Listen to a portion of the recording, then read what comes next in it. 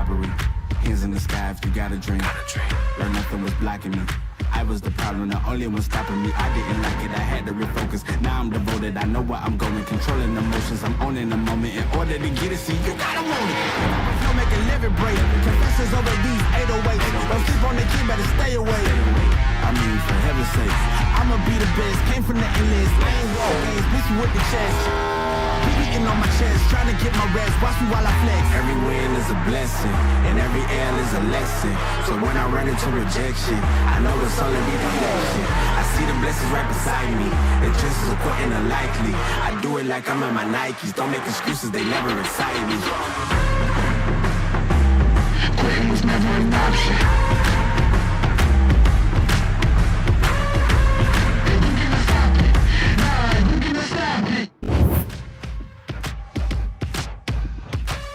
Welcome back to Daytona International Speedway for the start of Season 11, the Spring-Summer 2026 Online Speedway Racing League season. I'm Elliot Henderson alongside Ross Brockman to bring you flag-to-flag action here on Split Second Broadcasting. Last week we were presented two dual races to set the field for tonight, and both gave us a little bit of a different look into the minds of these drivers. But tonight we get to see what all 40 machines look like rolling around the high banks here at Daytona for 100 laps or 250 miles. So strap in, hang on, and get ready for some door-to-door high-speed super speedway action. Brockman, we're going to grid up the cars here and get ready to roll, but how are we feeling about tonight after seeing a couple duels and now we've got the big show tonight? Yeah, it's totally different than last week, even though you had a chance to learn maybe a little bit. I think some of the package maybe even changed a little bit this week, trying to get the racing a little different. But everything that I'm seeing here, it's going to be very different with a full field out there. No short runs. We're going to have potentially a lot of green flag racing with a 250-mile race here, green flag pit stops. So there's a lot more to this. It's definitely a little different than last week's qualifying races. And then if you got to race around only half the drivers, now you're racing with other drivers, trying to learn what their habits are going to be, what their style is of drafting, and maybe find some friends, find some enemies, and ultimately get your season started off right with a good finish tonight.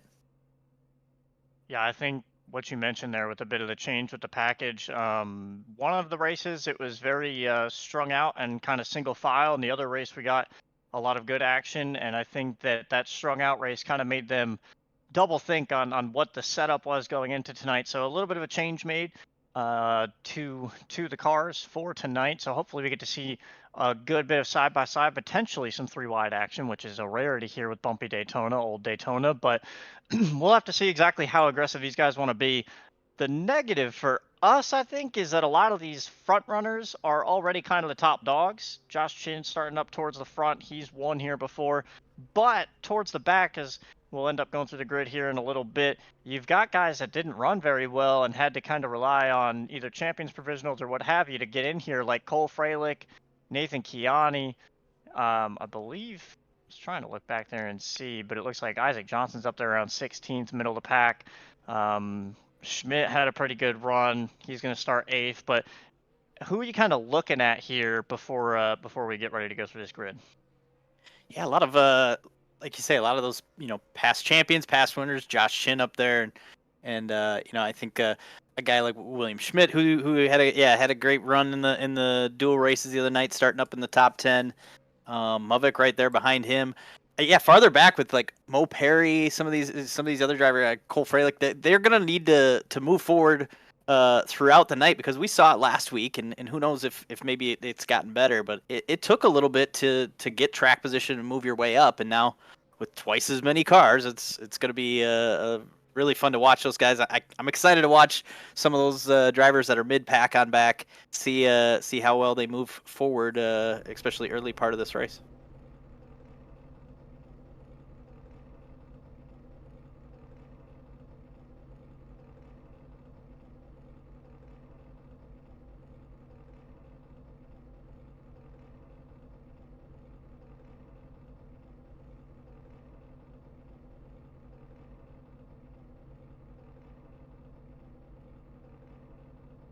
Getting ready to grid up here. Maybe see if we can bring up the starting grid and and see where some of your favorite drivers are starting tonight, and go from there.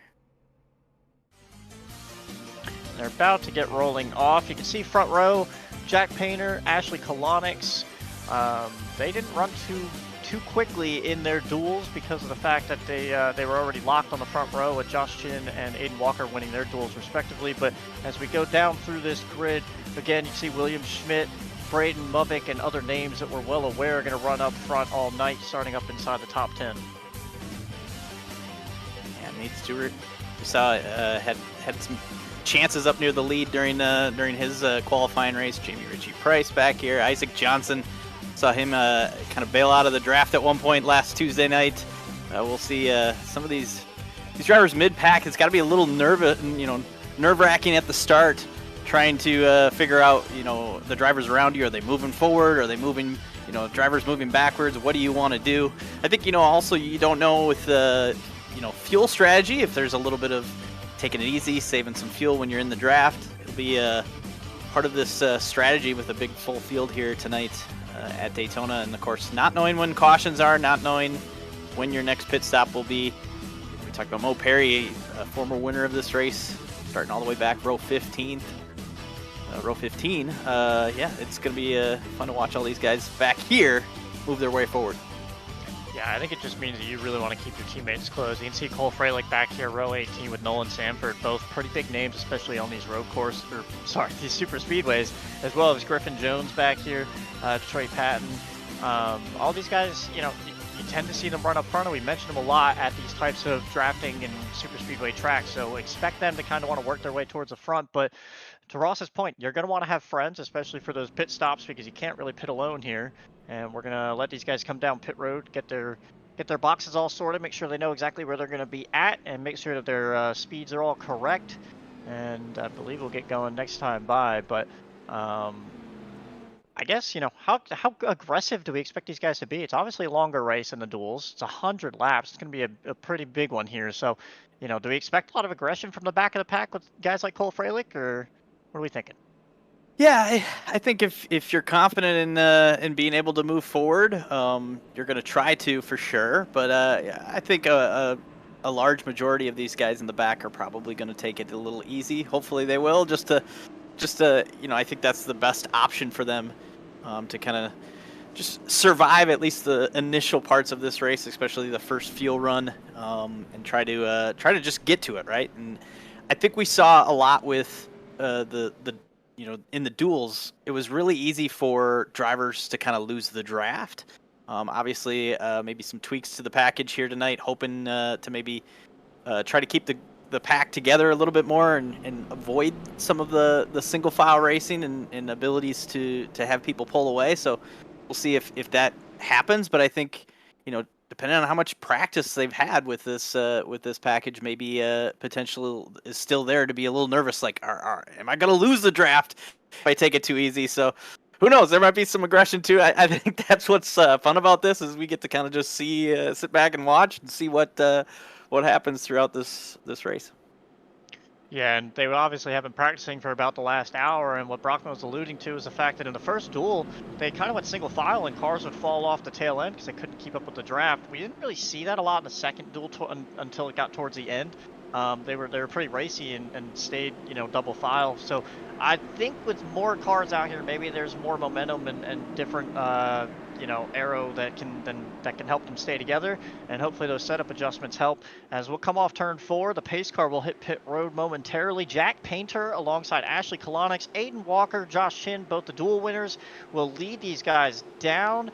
5th place, Justin Knudsen in a nice little Greg Biffle throwback. Green flag is out, and we are racing for season 11 of OSRL here at Daytona on Split Second Broadcasting.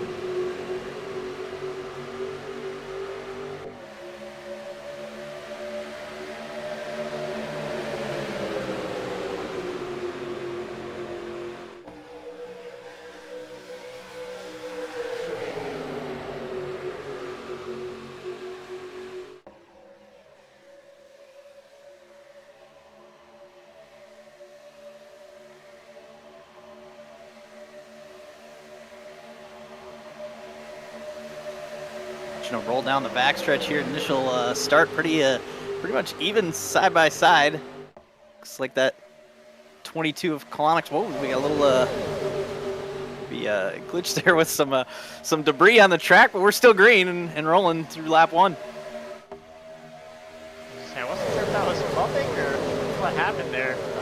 I think that was just someone's bumper disappearing, but we'll continue on. That top lane got pretty far out there. I thought almost Chin and Colonics were both going to be able to clear. We know Chin's a pretty good pusher, so I'm kind of expecting that lane to hold on here for a while. As you can see it right here down the backstretch as well. Good pushes to the 22 of Colonics, and they are both going to be clear at this point down the back straightaway. What they do with it, they'll stay to the outside, as you can see it right there. And we're starting to build a 3 wide here. Went 3 wide for a moment and then sliding in there. I'm not sure who that was there. That the 83 of Smalden, right behind Smalden there. There'd have been the 39 of Walker that jumped up to the outside lane. Maybe a little bit of thinking from last week of how powerful that outside lane was. Right now that it's rolling pretty good with those top 3 kind of getting away, but the bottom pretty close enough, at least with Painter leading them. I think that's obviously a fast car with qualifying up near the front last week. Now you can see a huge run from that top lane on the outside down the backstretch. I was going to say it was interesting as they are going to go 3 wide back behind there. Big pressure. Muvik sideways saves it. They're still going to wreck. They're 3 wide wrecking again up in the field. Big wreck down here in 3 and 4 now.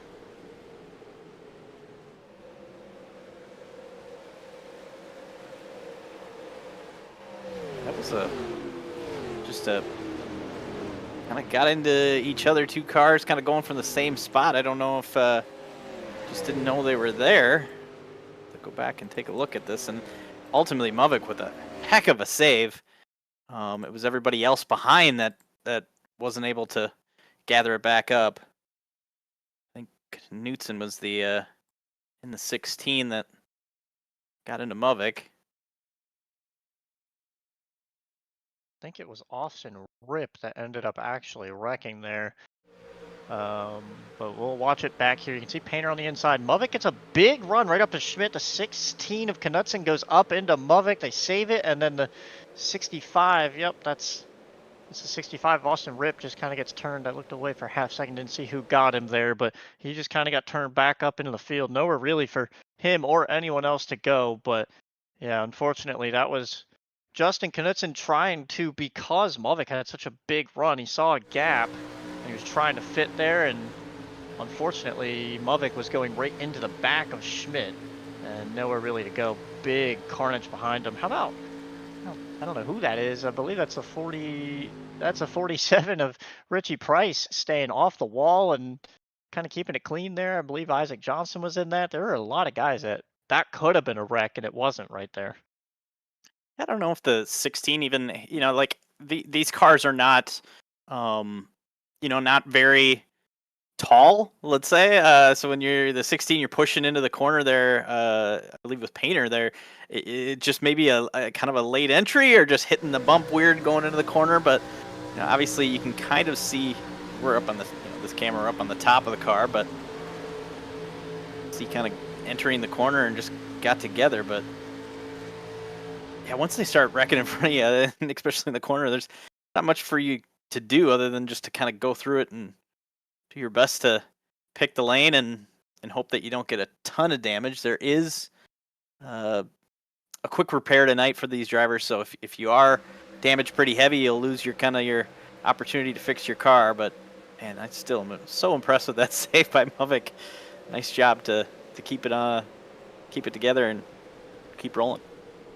Yeah, for a split second, they were 4 wide there. That was Nate Stewart trying to make the move to the bottom and had all the right idea and momentum and was probably going to make up some ground there. But unfortunately, when he went down there, everyone was trying to pretty much wreck themselves and come across his nose. And that was where kind of Austin Rip came across his nose after the contact and nowhere really for them to go. Somehow, Nate Stewart survives that with minimal damage, as well as Muvik and Richie Price and those other guys. I'm really surprised. They were borderline 4 wide, but that all worked out for them. So we were kind of just before that incident. We saw Josh Shin get the inside of Colin Nixon and take the lead here, and we'll see what Josh Shin's able to do out front. Obviously, we saw that a lot last Tuesday night in his dual race. Can depending on which lane goes at the start here, can he control the lanes and ultimately try? You kind of felt like he was hoping to grab the lead and maybe kind of start what they started last week and just kind of get away single file with a handful of cars behind them. And of course, none of these drivers pitting yet, a little too early before getting into a window yet, but at least a handful of drivers in the back working on damage and maybe even adding a little bit of fuel.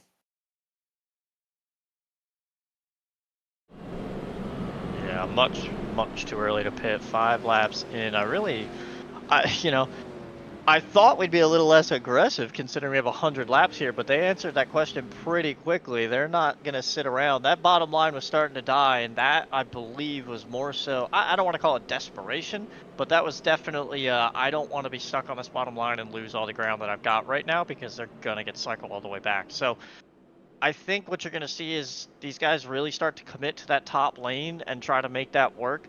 We saw in the duels that the bottom lane would work, especially when they got separated into multiple packs. The bottom lane was actually preferred by some of the packs that weren't the lead group, and they were either keeping pace or faster. It kind of just depends who's pushing. But I'm interested to see kind of which lane gets abandoned first, because it seems like whichever one has the most cars at the end of the day is going to move up, and the other lane tries to side draft, but really to no avail. So we'll have to keep an eye on that. But right now, Josh Shin picking the bottom and currently in control as he was throughout most of his duel.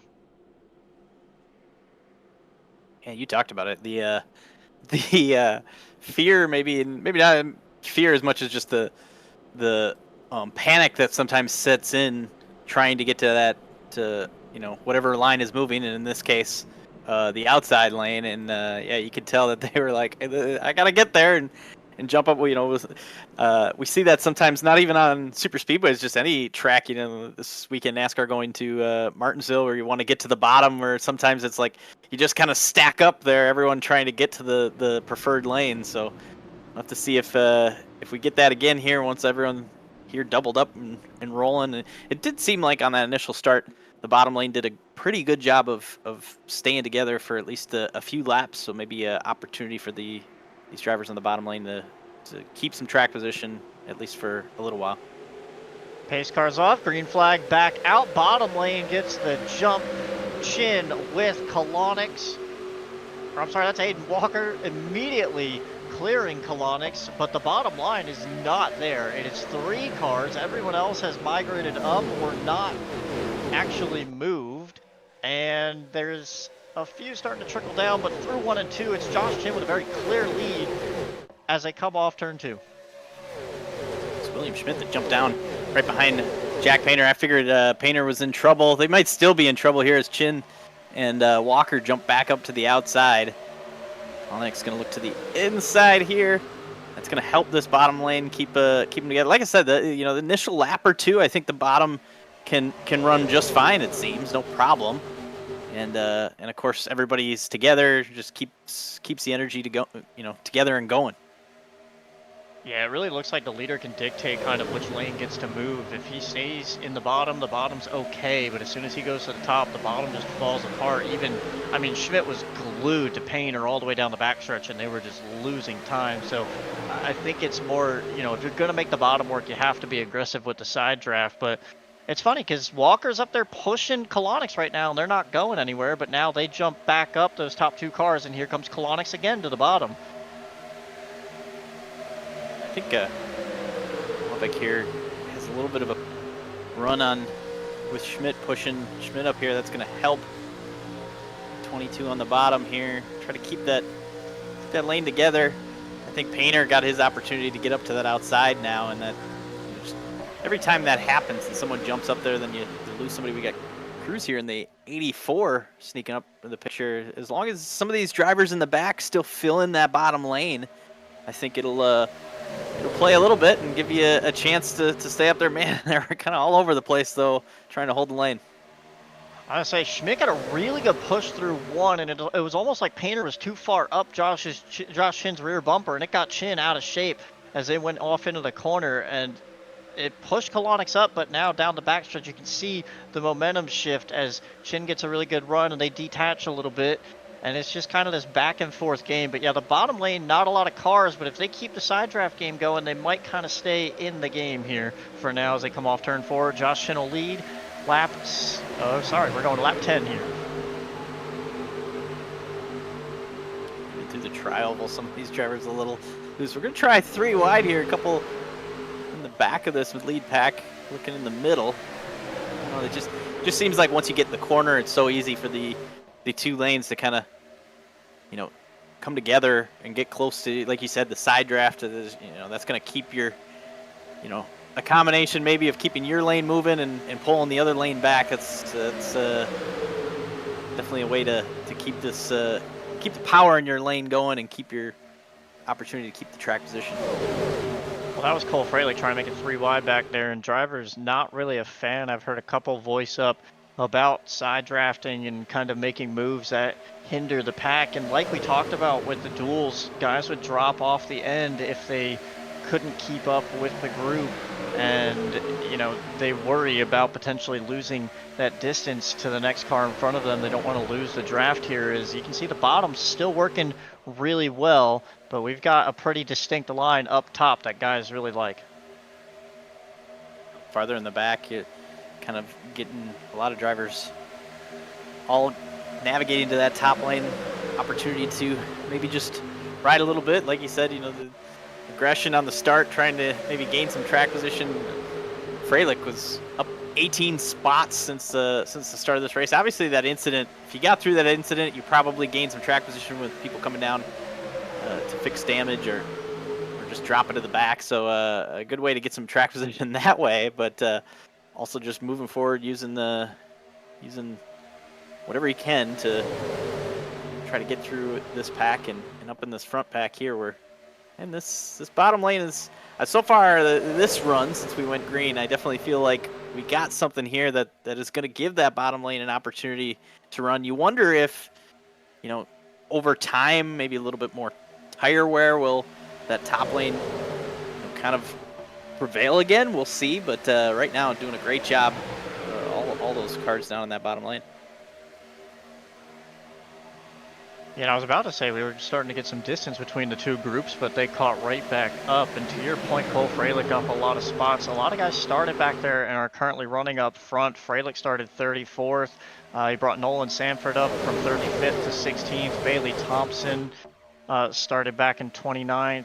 Tristan Baker back in 25th. Shane Sweeney in 19th, started 33rd. So a lot of topsy-turvy stuff with that crash, kind of setting some guys off. Maybe some guys decided to pit and just top off on fuel so they can go a little bit longer. Again, not sure that really matters at this point. We'll have to find out as the fuel strategy works itself out, but definitely some comers and goers here, as we've got Movic still trying to work that bottom lane with Kolonix and Schmidt in front of him. With Noah Carmichael just running just outside of the top 10 to start this race, but able to be right at the back half of the top 10 here at the end of it in 10th. Just and you see that bumping, just trying to ultimately keep the gap to the car in front of you close, but man, we got a crash in the back. I was going to say, just before that, Noah was getting frustrated that I think it was Gabriel Cruz wasn't sitting right on the back bumper of the guy in front of him, and that's where that frustration was coming from, that pushing. I can't tell who that is at Wrecked. We're going to go back and get another look at it, but it looks like it was Nate Stewart, actually. We saw Nathan Barrows right at the start of that, or right at the end of that incident, slow. In that 90 car, we'll see if Nathan was part of this. But definitely a handful of drivers look like off of 2, including one kind of coming back up on the track, which is going to be a couple cars all over the place. Oh. Grindel gets hit by 81, Stewart. looks like. Yeah. Wow. Full tumble for Nate Stewart. I'll be surprised if that car will continue on. Completely destroyed. Smoke coming out of it. He might be done. He's still on track, but yeah, that just kind of looked like a checkup. It's kind of honestly similar to what we saw earlier with Muvik and Schmidt and others. The top lane just kind of checks. Stewart, as much as it looks like he just runs him over, I have to tell you, he's probably out of the throttle trying to pedal at least a little bit. And you know, these cars kind of suck each other together when they get that close. And unfortunately for Grindel, there's really nothing that he could have done. He's checking up for the guy in front of him, and there's just kind of an accordion. Stewart tries to go to the bottom, tries to make, you know, a move out of it, but nowhere near being able to clear the 70. And unfortunately for both of them, it puts them both really hard in the wall. Also the 07 right there. That's AJ Green. Yep.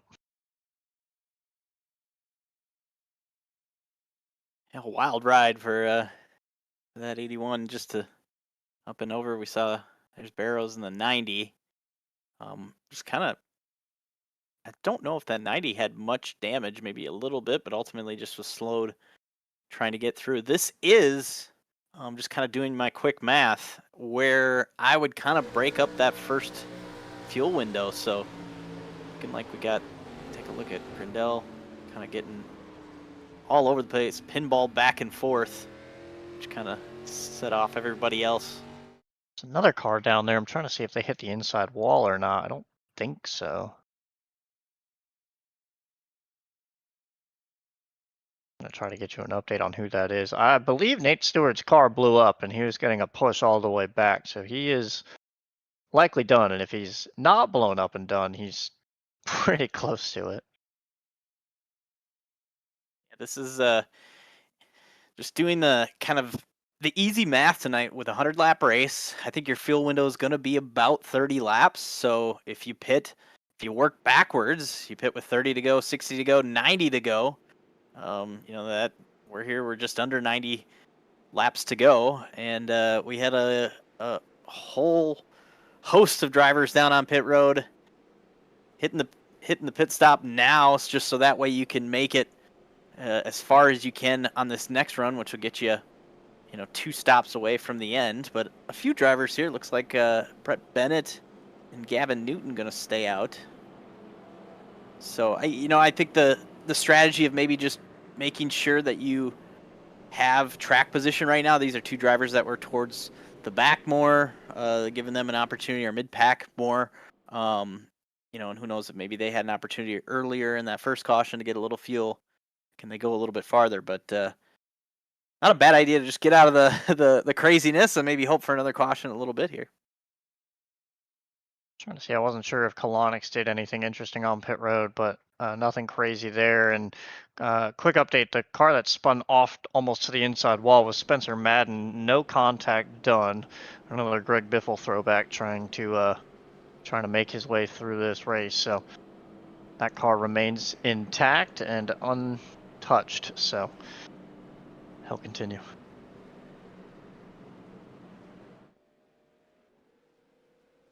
And so Bennett and Newton will have to kind of be separated here inside outside, and your previous kind of lead drivers inside outside on that second lane now going to be following those front 2. To see Josh Shin having some maybe some connection issues here, so something to maybe keep an eye on. I know sometimes that's a little more prevalent during yellows for some drivers, but something to watch for. Lots of drivers in the back that are just trying to get caught up to the pack right now, maybe spending an extra time on pit road getting damage fixed. You gotta, with a big field like this and then, a couple more incidents, you get back in this race, at least to still salvage your night and get a good finish if we get another couple big wrecks. And, so that's always possible. I'm not sure the number, but Nate Stewart had a fast repair. I wasn't aware that we had those in this series, and I'm not sure how many they might have, but they at least have one, because Nate Stewart is good to go now. So that is something to note. Technically, all these guys have a fast repair to lean on. As you can see, his car right there, not damaged. What I'm seeing, it's one fast repair for every driver, but I think as much as, yeah, he's all fixed up, but now you don't have that Yep. second life technically to lean on like a lot of these other drivers do. So another incident for him, and of course his night would be over. So yeah, it's definitely a interesting wrinkle to this. It's going to keep a lot of these drivers in this race if we get some big wrecks. But just now if you're Nate Stewart, do you have to be kind of careful and ride in the back because you don't have that lifeline to use later? This is Nate Stewart. He's not going to do that. Green flag will come out. New guys up front. Brett Bennett, Gavin Newton, Ashley Kolonix right back there with Josh Chin, restarting pretty much where they were earlier, up inside that top 5. But Brett Bennett leads them down into turn 1. And you wonder if these two out front, do some of our front runners from the early stages of this race, do they feel comfortable with them pushing and being out in the lead here? Or do they try to cycle them out of here? Always kind of interesting to see what some of these drivers will do right now. Chin doing a great job of pushing Gavin Newton there.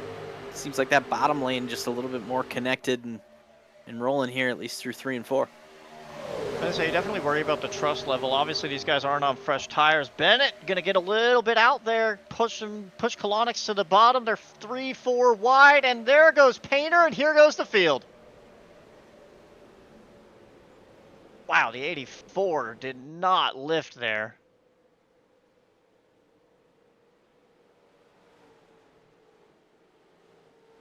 Yeah, that is a lot of cars getting damage. Gabriel Cruz. Call it the Cruz missile. Right through the middle.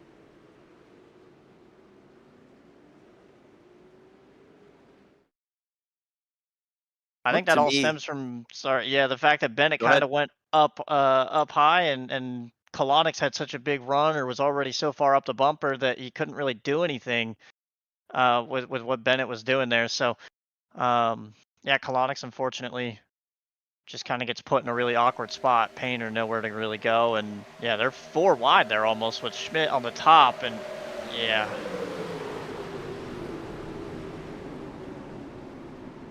We talked about it. Yeah, it's tough on this old school bumpy Daytona to run 2 wide and try 3 wide, let alone 4 for a moment there. And I think Chin was going to get clear of Schmidt there to not be 4 anymore, but he's still in a spot where Painter is just trying to give him room, and it's pretty easy, just even if your spotter's calling out that you're in the middle, to just miss that because you're seeing the lane in front of you, seeing the car to your outside.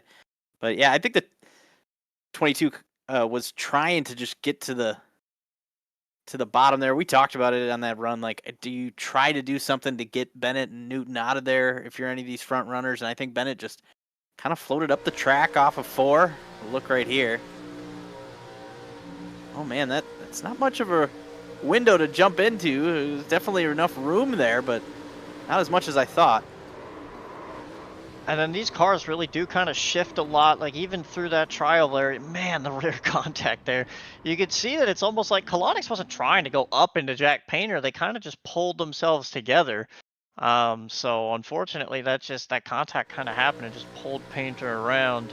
And we can watch Cruz here. I'm telling you, he didn't even, he saw a gap, and I don't know, no brake pedal on that car.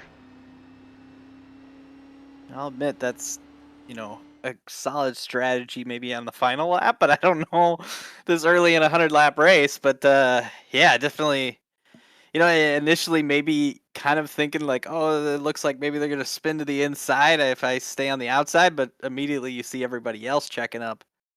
Not sure what. Yeah, I know there's a faster pair to lean on, but you don't want to use it in the first 20 laps, and now a lot of these guys are, and you can just see the carnage there. People getting run over, I believe. This is Nolan Sanford. Just nowhere to really go. Starts to brake and gets run over from behind.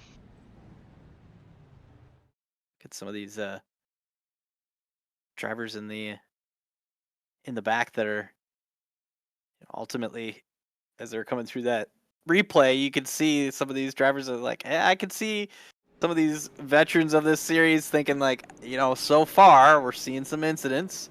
I'm going to wait in the back, and it paid off in that situation there. We also saw think it was Barrows and Stewart, who were both in that previous wreck, were back there able to get through it, trying to nurse their final car after using potentially a fast repair earlier. So if you're some of these drivers up front, you got to feel pretty good. I don't know about Bennett, how long he's going to be up there. It looks like now the only one out there that didn't pit on the lap 15 or under this caution.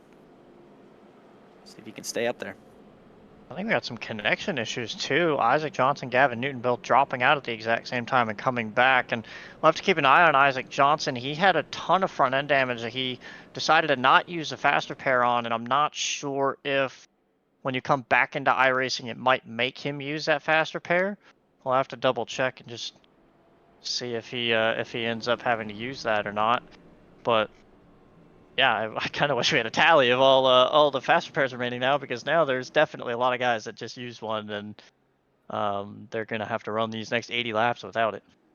Well, and it's very similar to strategy in some ways with tires too. And tonight it's unlimited tire sets for the drivers in this race, so that's not anything to worry about. Not that tires are a huge part of super speedway racing, but obviously if we go a full green flag run on this old Daytona, they might be trying to get a full set of 4 tires. But I think with the fast repair part, you said it, a lot of drivers are potentially fixing the damage that they have now. Maybe they don't have, if you're in that incident and don't have a ton of damage, you could spend some time to fix the damage now so you have that fast repair for later.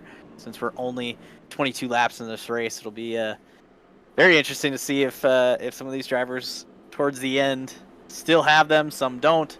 And what happens in that strategy. It's an interesting thing. Yeah, I wish we could get to see it, but it'd also be kind of interesting to know if, sitting here not knowing the whole way through. Definitely the underground strategy that we're going to have to follow up on eventually. But right now, everything kind of settling back out. You've still got your fast guys up there. It looks like Cole Freilich was one of the bigger losers. I honestly didn't get to pay attention to pitting because I was going back and kind of following up on those guys, like I mentioned with the connectivity issues with Gavin Newton and Isaac Johnson. They're both a lap down, back in the race though. They are back in the server, and it actually does look like it used a fast repair for Isaac, so that's slightly unfortunate as well because he obviously had a plan to not do that this early on, and this is where he's at now. But we'll roll off turn 4. We'll take the green this time by and reset with Brett Bennett, Josh Chin on the front row to start lap 23 of 100. Yeah, and it's looking like pretty much 12th on back pitted under this yellow. So that's a lot, thinking about not being really in a window, but that might be just because we have a lot of people working on damage after that big incident. But be very interesting if we go green here to see potentially this front half of the field have to pit a few laps before the back half. And we're racing again. Cole Freilich is the one that's going to run 12th, so he's the first guy off pit road. They're already 3 wide. Freilich making the move back there. You can see him up in the X-side car trying to get to the top of, I believe that's 24 of Marty Farrell, and they're going to run their way around him. But Bennett to the lead. Josh Chin still trying to work that outside lane. William Schmidt pushing Bennett on the bottom. And the back half of the field kind of had to start single file just coming off of pit road, so that really changed the energy as Chin's going to get to the inside of Bennett here, have help from Schmidt and Movick. You know, a lot of these drivers may be thinking it's hard not to follow the defending champ to the lead. And Bennett moving backwards here. But ultimately, maybe you're going to be able to stay up in this top 10 with the pack staying together here. I was going to say, that just shows how quickly the energy changes. We changed cameras for a half a second, and Chin, who looked like he was going to go backwards on the top all by himself, all of a sudden had the momentum to take the lead down the backstretch. So it really just depends who moves into what lane and what happens, because how much the aero affects these cars is actually nuts. And you can see Bennett looked like he was going to get shuffled out, and now he's sitting there just chilling right there, fifth and sixth in line right behind, I believe that's Grindel and Walker. So Knudsen jumped to the outside here. Just trying, a lot of these drivers just trying to get up on that outside lane, and just keep their spot. Noah Carmichael was up in 4th and just fell because he kind of was the last one stuck on that inside lane. Looks like he got up now. So he'll just slide in behind Freilich, I think. And, but outside the top 10 now. All the way back to 11th, and that bottom line doesn't exist. It looks like after a couple wrecks here in the first 25 laps, everyone's like, we've used some fast repairs. I think it's time to chill out. You can see outside the back of Josh Chin's car here, it's pretty single file as William Schmidt's just going to sit in line with Movick, Walker, Grindel, all in your top 5. Yeah, we saw Grindel in would have been maybe our 2nd caution tonight. Got kind of used up in that incident, and here he's up in the top 5. So if you can avoid a wreck, if you're in the back, oh, we got some stacking up, some drivers down on the apron, clipping the grass. I think sometimes the energy, like it's just kind of mixed up, and I think there are some big runs here in the back half of this pack as people are moving around. You might even have some drivers that have a little bit of damage that decided to save that fast repair, just kind of everyone just jumping around. And we talked about the duels. You don't want to lose the draft, and there might be a little panic setting in as some of these drivers in the back see that front group just get single file, maybe getting away. Go back and grab a replay of all this. You can see there's just 3 wide and big stack up on the top. They're all kind of bouncing off each other. Spencer goes down pit road. Remember, I just said he was the one that avoided hitting the inside wall during that Nate Stewart crash, and unfortunately gets sent down pit road. Black flags do get cleared, so he doesn't have to worry about that, but he'll likely lose a draft and suffer some front end damage from all of that. Amazing that wasn't a yellow, though.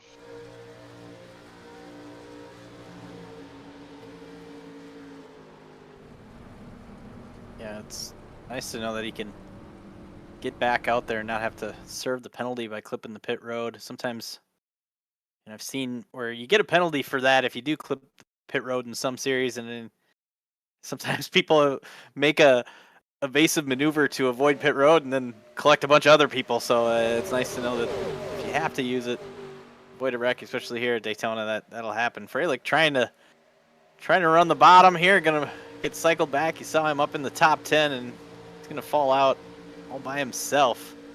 Not getting much help. Freilich's not afraid to go race, try to move up, try to do something. I think he's not the one to ride around, and fortunately, he doesn't have any friends right now to try that bottom. No, and he is frustrated on the radio because of that. Again, he was one of the first guys to pit, too. Quick note, because we haven't mentioned him all day, Kendall Carpenter was actually involved in that little skirmish there with the 6, and I'm blanking on who the other guy was, but when Spencer Madden got sent down pit road, you can see Kendall back there. I just bring him up because he's a big-time winner in this series, runs really well. We're used to seeing him up front. He is running where he started, suffering in this backpack. But this also isn't exactly bizarre for Kendall. He's back there with Nate Stewart, and they're both pretty fast. And Kendall is usually a guy that is pretty patient on these super speedways and will run toward the back and then try to make his way up at the end, using that racecraft that he has. So just funny to see him in this race. We haven't mentioned him. Usually he's mentioned within the first 20 laps. For winner of this race, and I think maybe just a little bit of nose damage from that incident too. It looks like just a tiny little bit, kind of right in the center. I don't know if that will affect much. Obviously pushing right now, probably not doing too much damage as far as hurting him. But yeah, just mid-pack, kind of just haven't been able to get moving forward. Kind of, ultimately not involved in a ton of the wrecks so far, but just maybe trying to get through them, losing positions, and ultimately not being able to cycle to the front like some of these others have that miss these wrecks. I'm kind of interested to see how far Brett Bennett's going to be able to go here. I think another 5 to 10 laps potentially, but he's going to be kind of by himself if he doesn't get a caution. That strategy of staying out and trying to gain the track position will bite you here if we go green for a while and he has no help when he comes down to make that pit stop.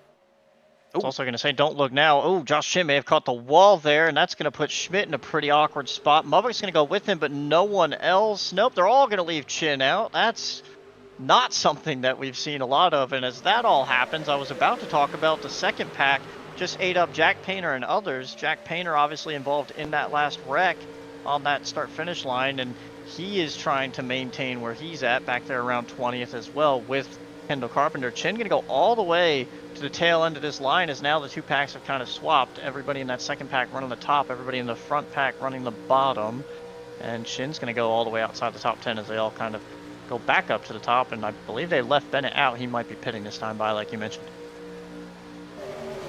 That second pack was definitely about 3/4 of a second faster than the front pack the previous lap here. I have a feeling this lap with Chin having his issue, and that kind of just changed the run of everybody. That it's going to give this pack another chance to close up a little bit. Well, actually, not as fast. About even compared to that front pack. With Nate Stewart here trying to pull them closer. And they are racing at the end of that group. They are 3 wide, 2 wide, trying a bunch of things, and Cole Frelick's right in the middle of it. No surprise. As you can see, they're starting to lose a little bit of ground, those like last 4 or 5 guys there, so we'll have to keep an eye on that again. There are guys dropping off this pack, and it's kind of what made this skirmish happen in the second group, but now they've got it all cycled out, but they are catching the tail end of these guys because of this. As you can see, a really good angle of it right there. Nate Stewart getting some draft off that car in the middle. Looks like that is Kiani. Couldn't really keep it in front of Perry there. Yeah, overall the front pack is running just as fast as that secondary pack, but it's the back half of this front pack that is struggling and moving backwards here and giving that second pack the opportunity. You could see the distance closing up that last lap. It's Frelick back here. You wonder if he could grab Josh Chin here. Josh Chin moving back a little bit, maybe getting a little bit of a run here with those kind of stragglers of this pack. If Chin's the guy to maybe work with Frelick here to move forward, just because if you're Josh Chin, you'd love to get back up there. And obviously Frelick, he's going to look to the inside of Frelick and try to move forward here.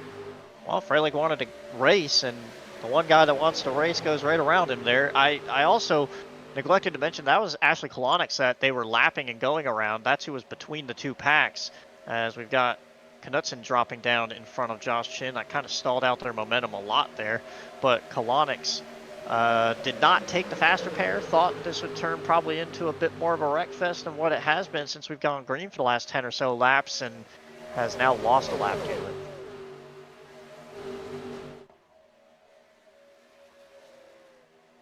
Carmichael was nice enough to give Chin the opportunity to get back in line up on that outside lane. So jumping down to the inside, it didn't, the energy kind of stopped. By the time it stopped, he had the opportunity, Josh Chin, to slide up to the outside and gain a couple spots. But yeah, I think it's just a matter of some of these drivers, if they can get a run going. I think that's part of it. Like if you can lay back a little bit and get a draft and power up there, then that gives you a little bit of momentum to start. And then if some other drivers go with you, that helps. But we've seen then some of the drivers in front of them jump down, and it just kind of stalls them out. So some learning as far as what you can do to maybe combat some of these drivers trying to move up and break up any of these drivers up near the front. William Schmidt gonna keep pulling this line and by a couple lappers on the inside. Yeah, it's a separation you need. It's I don't remember which race it was, but it was back when I think it was Daniel Suarez that was doing it in either the All-Star or I think it was at Daytona, but so probably one of the duels. But he would just jump to the bottom or jump to the side going down the straightaway, get a little bit of side draft, separate someone, go to the bottom into the corner, and then slide back up in the middle of the corner and kind of do a dirty slide job right in between a couple guys. And it feels like that's kind of what you got to do here to really make it work, since they're all running the top. As you can see, Spencer Madden going a lap down there among other drivers. But this second group's starting to catch up, and they're all kind of, well, I thought so, but now they're all the way back here as we look back. And Really quick, Knutson getting passed right there is the big loser. Remember, he was running up around 6th, maybe 8th, and dropped down in front of Josh Chin when he had that run, and Chin's now 7th, and Knutson's outside the top 15, falling outside the top 20 quickly. Yeah, I think Nate Stewart and Kendall Carpenter are ultimately doing a great job of pushing to get this line going, but it's on the edge, you know, and 0-2 there. John Daniels, we haven't talked much about him tonight. He's sitting kind of third in this line. Every once in a while getting close to the back bumper of Carpenter. It just, you know, you can gain maybe, you know, they're running a 10th or 2 faster than that front group right now, and it's not a lot to gain, but you're definitely gaining. But you just wonder how much is there to potentially lose if you just make a mistake as you do the pushing. Man, that 20 was all over that back bumper of the 81 through the tri-oval and push them into turn 1. I definitely think they're going to get there. It's a matter of can they do it. They've got to be getting enough of the draft of that group now, especially down this backstretch. See, Josh Chin made the move to the bottom. He's going to go all the way to the back of this pack from 7th to 12th there, lose about 5 spots. He tried it. No one went with him that time. Didn't work. But he will be the reason. And Nate Stewart catches up. We still haven't seen Brett Bennett pit. I'm not sure the last time he did pit, so he might be able to go a little bit longer than what we originally thought, especially with the last caution coming out only about 15-20 laps ago. So he might have a little bit more in the tank. But regardless, he is not pitted yet. William Schmidt continues to lead over Braden Movick, Aiden Walker, Harry Grindell, and Marcus Smalden up inside the top 5.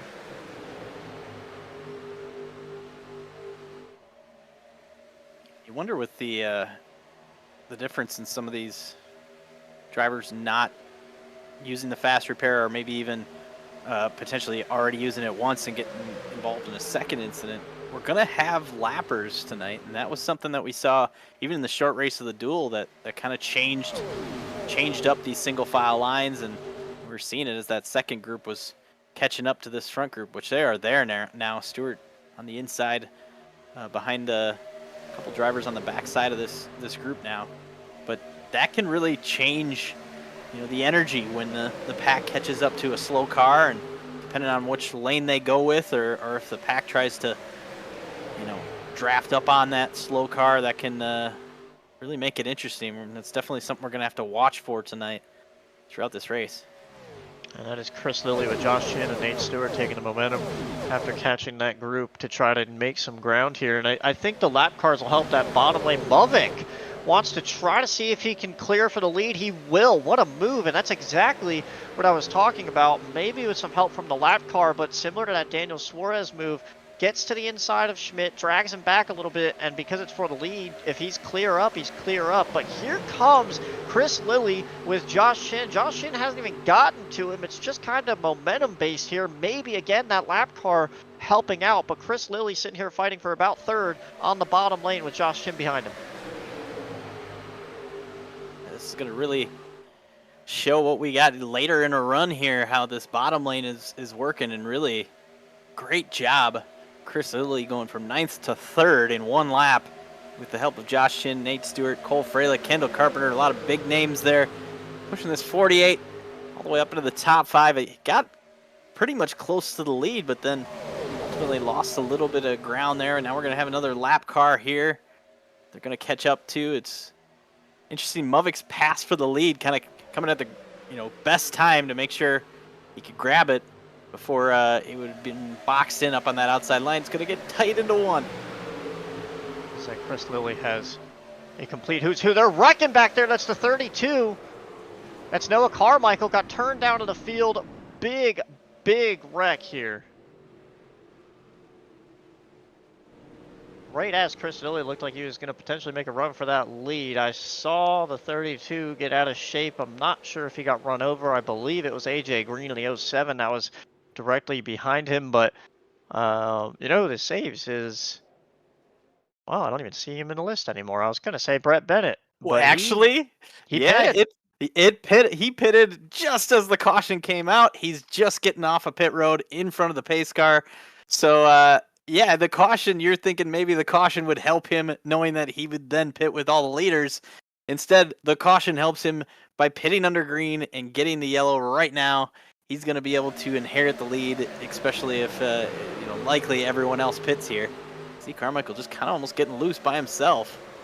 Yeah, no contact at all. I almost wonder if that's a combination of he's going towards the wall, he can see the wall, and he's got too much wheel in it trying to turn it left, and it just unhooks on him and goes hard left. That's the only thing I can kind of imagine, but you can see right here, nothing for these guys to do. Absolutely unbelievable. I don't even know which onboard this is.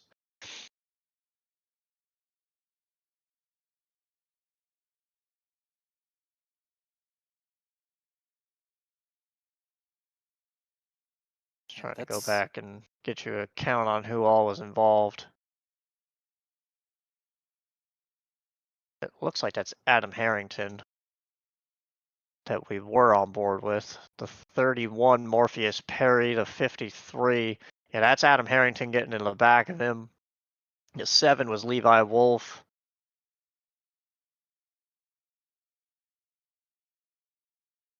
Yeah, I noticed the 7 of Levi Wolf had to tow back to pit road. So even if you have a fast repair, that's another part of this. Obviously, if you have significant damage and can't drive it back, this is a hard hit for the 7.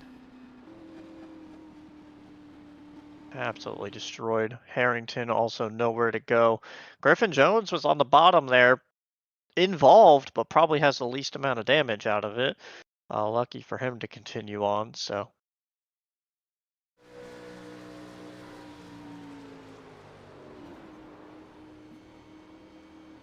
That was Griffin Jones' point of view. Not sure that I'd consider that the least amount of damage. He actually had a pretty hard hit right there, so.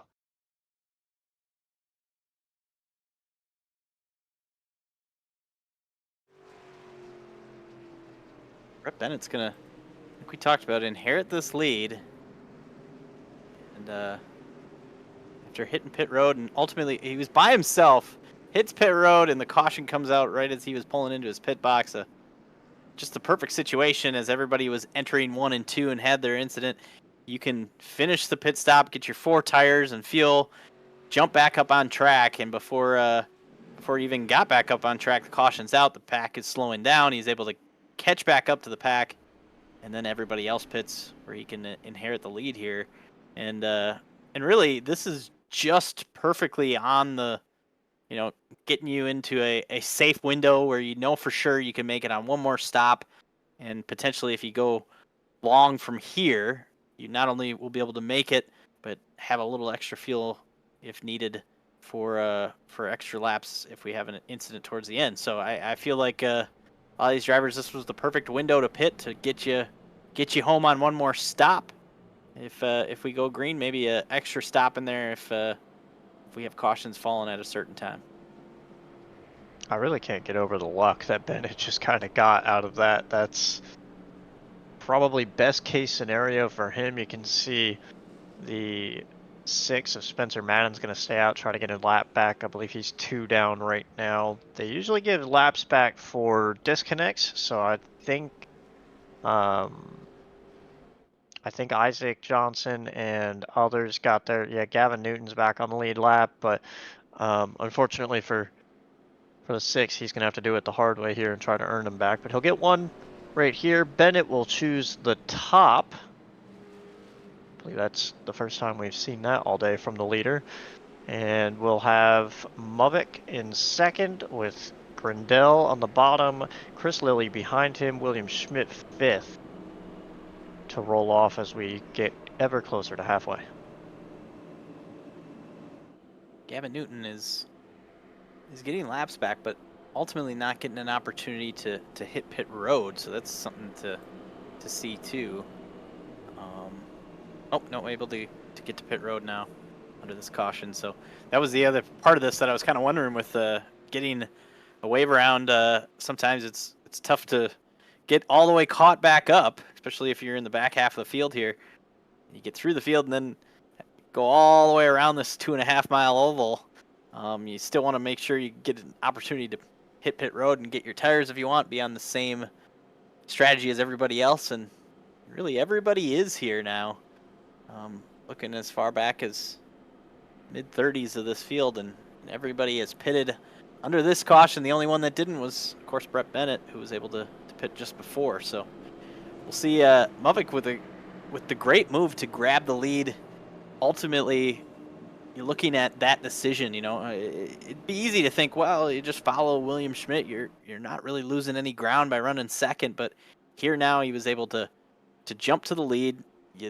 You have the lead entering pits for this pit stop under yellow, and able to restart up on this front row while you see William Schmidt is a couple spots back here, just maybe not as fast on the fuel stop and losing a little bit of ground to Muvik as far as where you're restarting on these lanes to go back to green. Pace cars off. Muvik on the bottom. Bennett the leader. Bennett gets a really good jump with Chris Lilly behind him as they head off towards turn 1. Bennett clear, and he'll go to the bottom. Quick update, Wesley oh boy, I'm going to mess that one up all night, I guess. Wesley Pearson was the big loser there. He came down around 5th or 6th and ended up with a penalty. He leaves pit road, restarts 32nd here. So just a quick update on why you don't see him in the top 10 after the pit stop. Top lane is dying. Chris Lilly gets sent out by Josh Chin. Middle lane making their moves, but it's Bennett up in the lead with similar tires now, as opposed to what he had earlier, with Muvik pushing.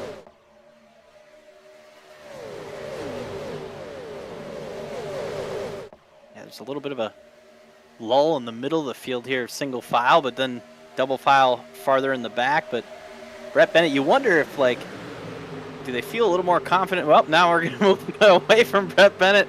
Muvik to the inside with help from Gundel. Comes the Walker tried to get to the outside of Bennett. It's gonna force it 3 wide with Chin in the middle. Hold on, guys. Yeah, I don't know about all that. I think Bennett was just gonna try to drag him up, and then no one wanted to go up. They were all pretty comfortable on the bottom, and unfortunately, that absolutely destroyed Josh Chin and Aiden Walker, who both restarted up inside that top 5, as well as Bennett, who obviously restarted as the leader. I think he's going to question his decision, and then not even a whole lap later, the entire lane in front of him is now running the top. Oh, we got a wreck incident in the back. Shane Sweeney involved. Mo Perry as well.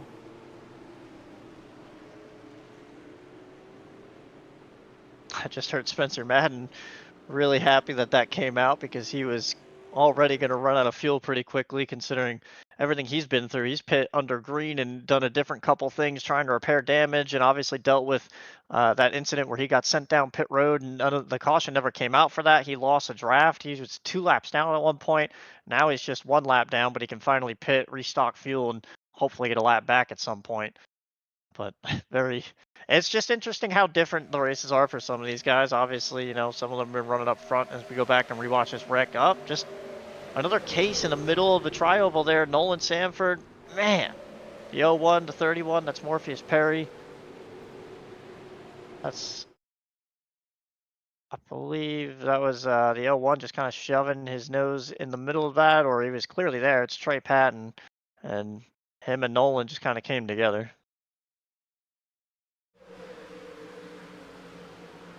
Oh yeah, they're all clearly there, and they both just kind of move into each other's spot. Fortunately, Shane Sweeney may have gotten the worst part out of that. I don't know that he caught the inside wall, but he definitely went spinning down there way quicker.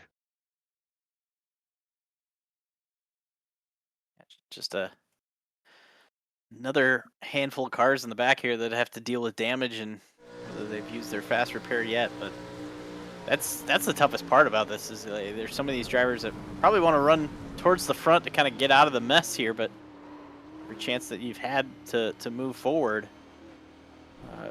other than the 1 green run we had there, there's been another incident that you have to navigate through and potentially either get more damage or have to kind of just restart. The other thing with this big of a field, and with that there's cars with damage, it just seems like it is so tough if you're near the back to move forward because the pack just doesn't have organization in the back half.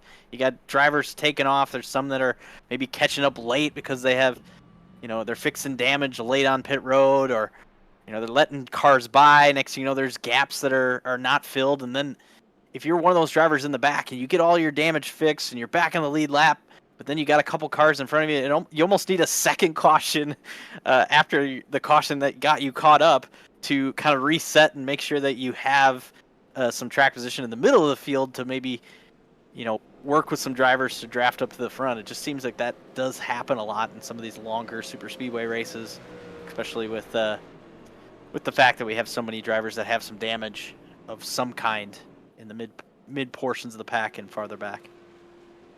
I think the other side of that too is just how easy it is to lose positions. We just saw it. Bennett started on the front row on the pole there, technically in first, and it came across the line the next time by, and he's now 11th right now. So you can easily lose all of your ground that you gained, and we've seen it from Josh Chin, who's now 15th after running up front for a while. So yeah, I think with how difficult it is to kind of gain ground and how easy it is to lose it all back, you got to be really calculated in what you're doing.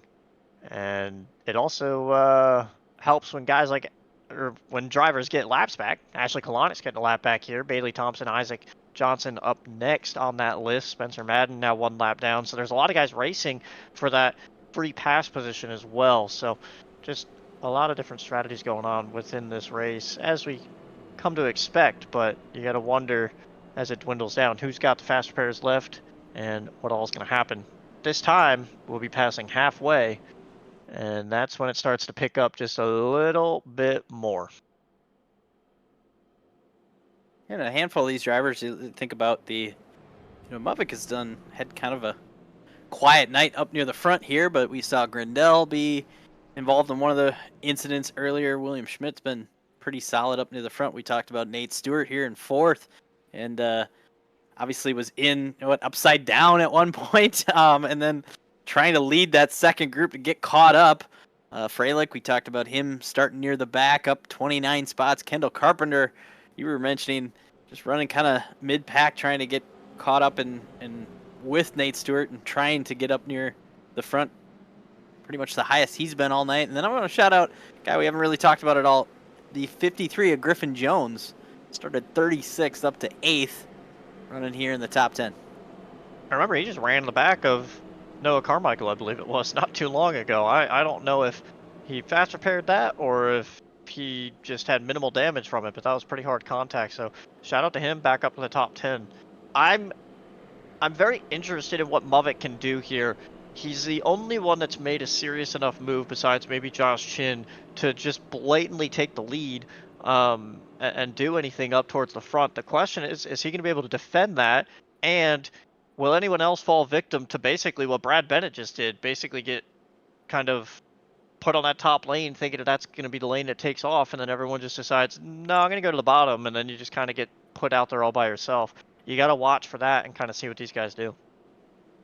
I wonder with Muvik, made that move, and we talked about it right as it happened. That was a great move and looked impressive, and not only do you want to maybe potentially practice something like that, but the downside of it is you kind of showed everybody else a move to grab the lead. And if you're William Schmidt, who's right behind Muvik here, you gotta kind of maybe feel like, well, I kind of owe you one as far as trying to do the same. So kind of an interesting thought there is if Muvik showed his hand a little bit too soon, or if William Schmidt's going to work with him here and continue to work with him and maybe at some point try to do the same to grab that lead back. See if that happens on this run, and if that outside lane with Grindel leading it can stay up there.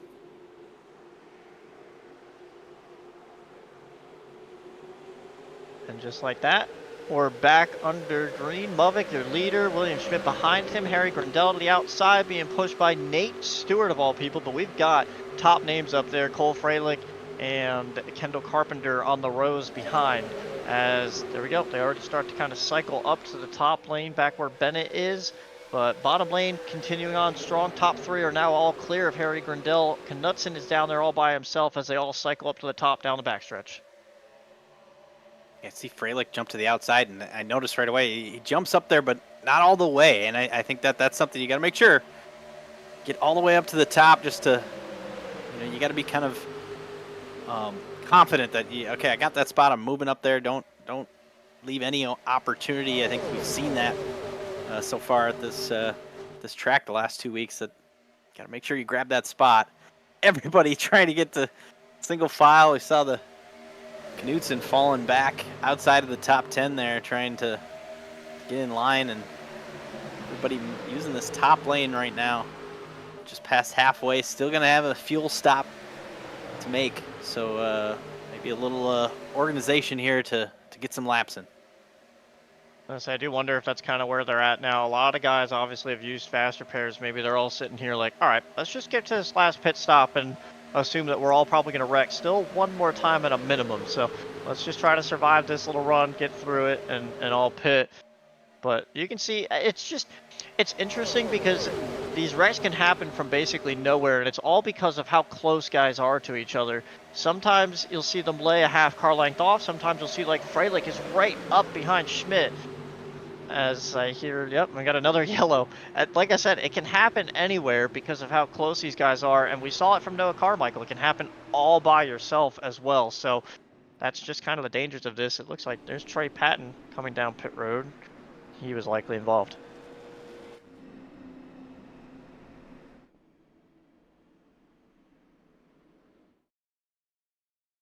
And you wonder if this, creates any eagerness to, as much as, some of these drivers we just saw it were kind of taking it easy.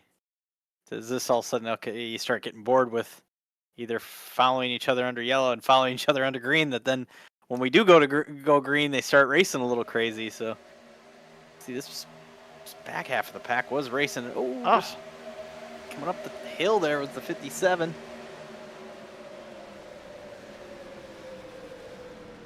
Yeah, I don't know if that's a case of maybe whoever was pushing Michael Deach behind him, maybe he's just, it gets him a little loose, sends him up the hill, gets him a little tight, sends him up the hill, something, just arrow. But again, these are all lap cars too, I believe.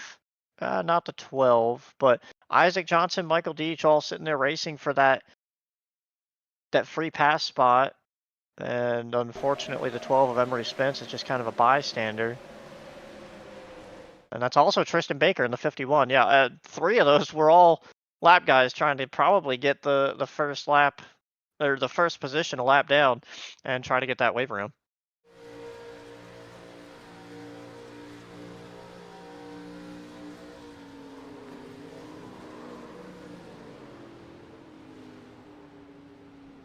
Tough spot for some of these drivers, just unfortunately getting pushed back farther, having to reset again. Like I was saying before that went green there, like it just seems like it's so hard to get up near the middle pack. We saw the front runners get single file, but that incident was a pack of drivers going double wide there, and they're just it's so hard to. You want to move forward, but the minute you start doing that and start racing, if the front group is single file, they're probably going to get away from you, and that's a tough spot to be in. But kind of a rock and a hard place for a lot of those drivers when you're in that situation.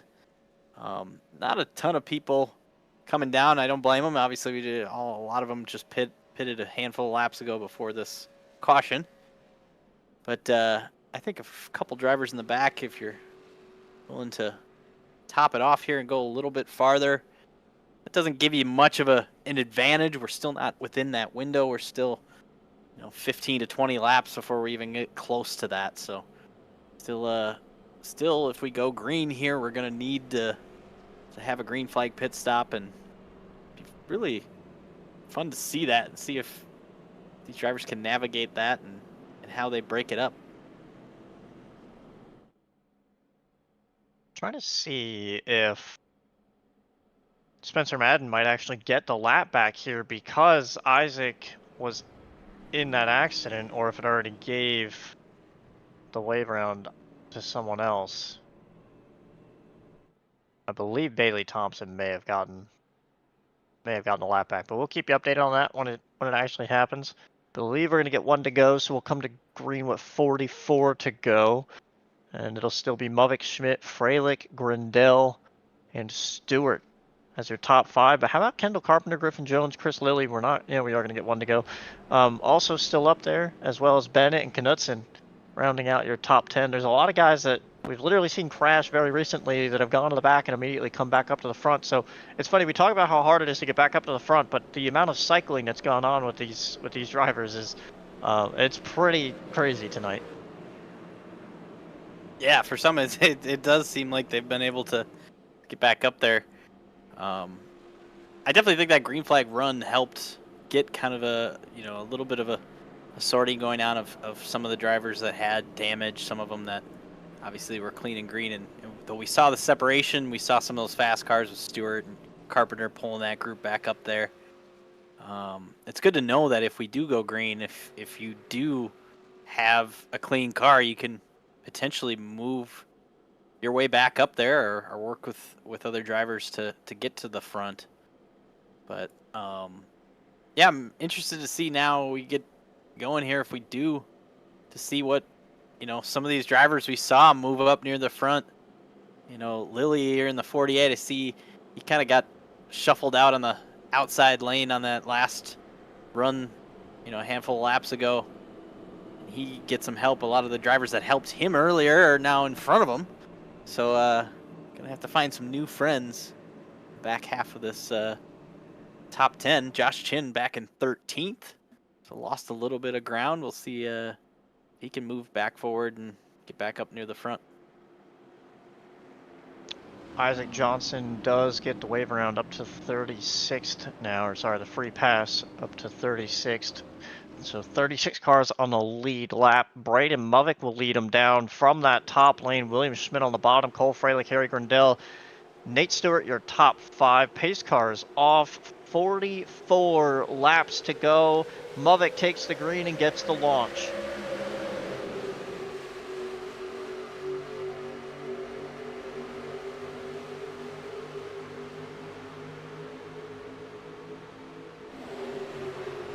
Grindel did not get a good start, but Schmidt jumped up in the middle between Muvik and Grindel. That's going to give Freilich the opportunity on the inside to lead this bottom lane. First time we've seen Freilich with an opportunity to try to grab this lead.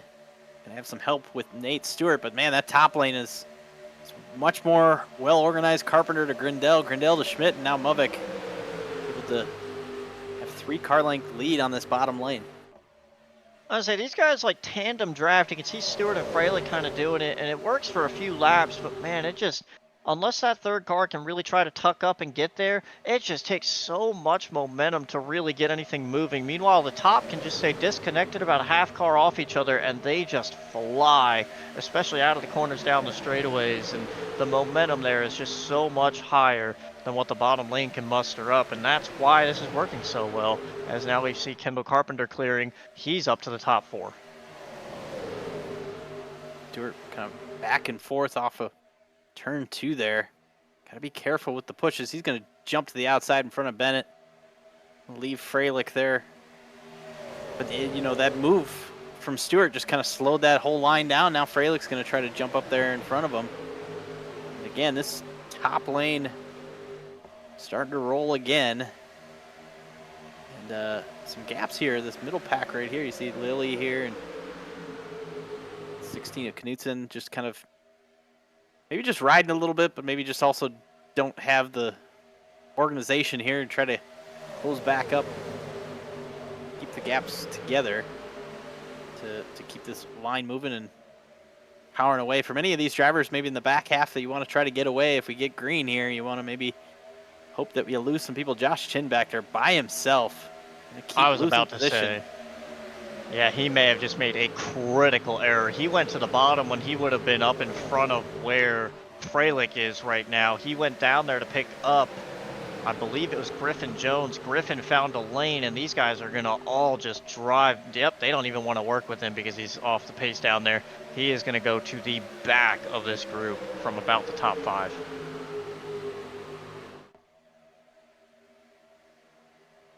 Yeah, and It's that decision right there. It's such a small decision, but it just potentially killed his race as they're almost wrecking right next to him. They're all bouncing off the wall, but that may have just completely obliterated his race because there's single file. It's going to be really hard to get back up to the front. Yeah, and you kind of wonder if, like, obviously jumping to the inside and getting stuck down there.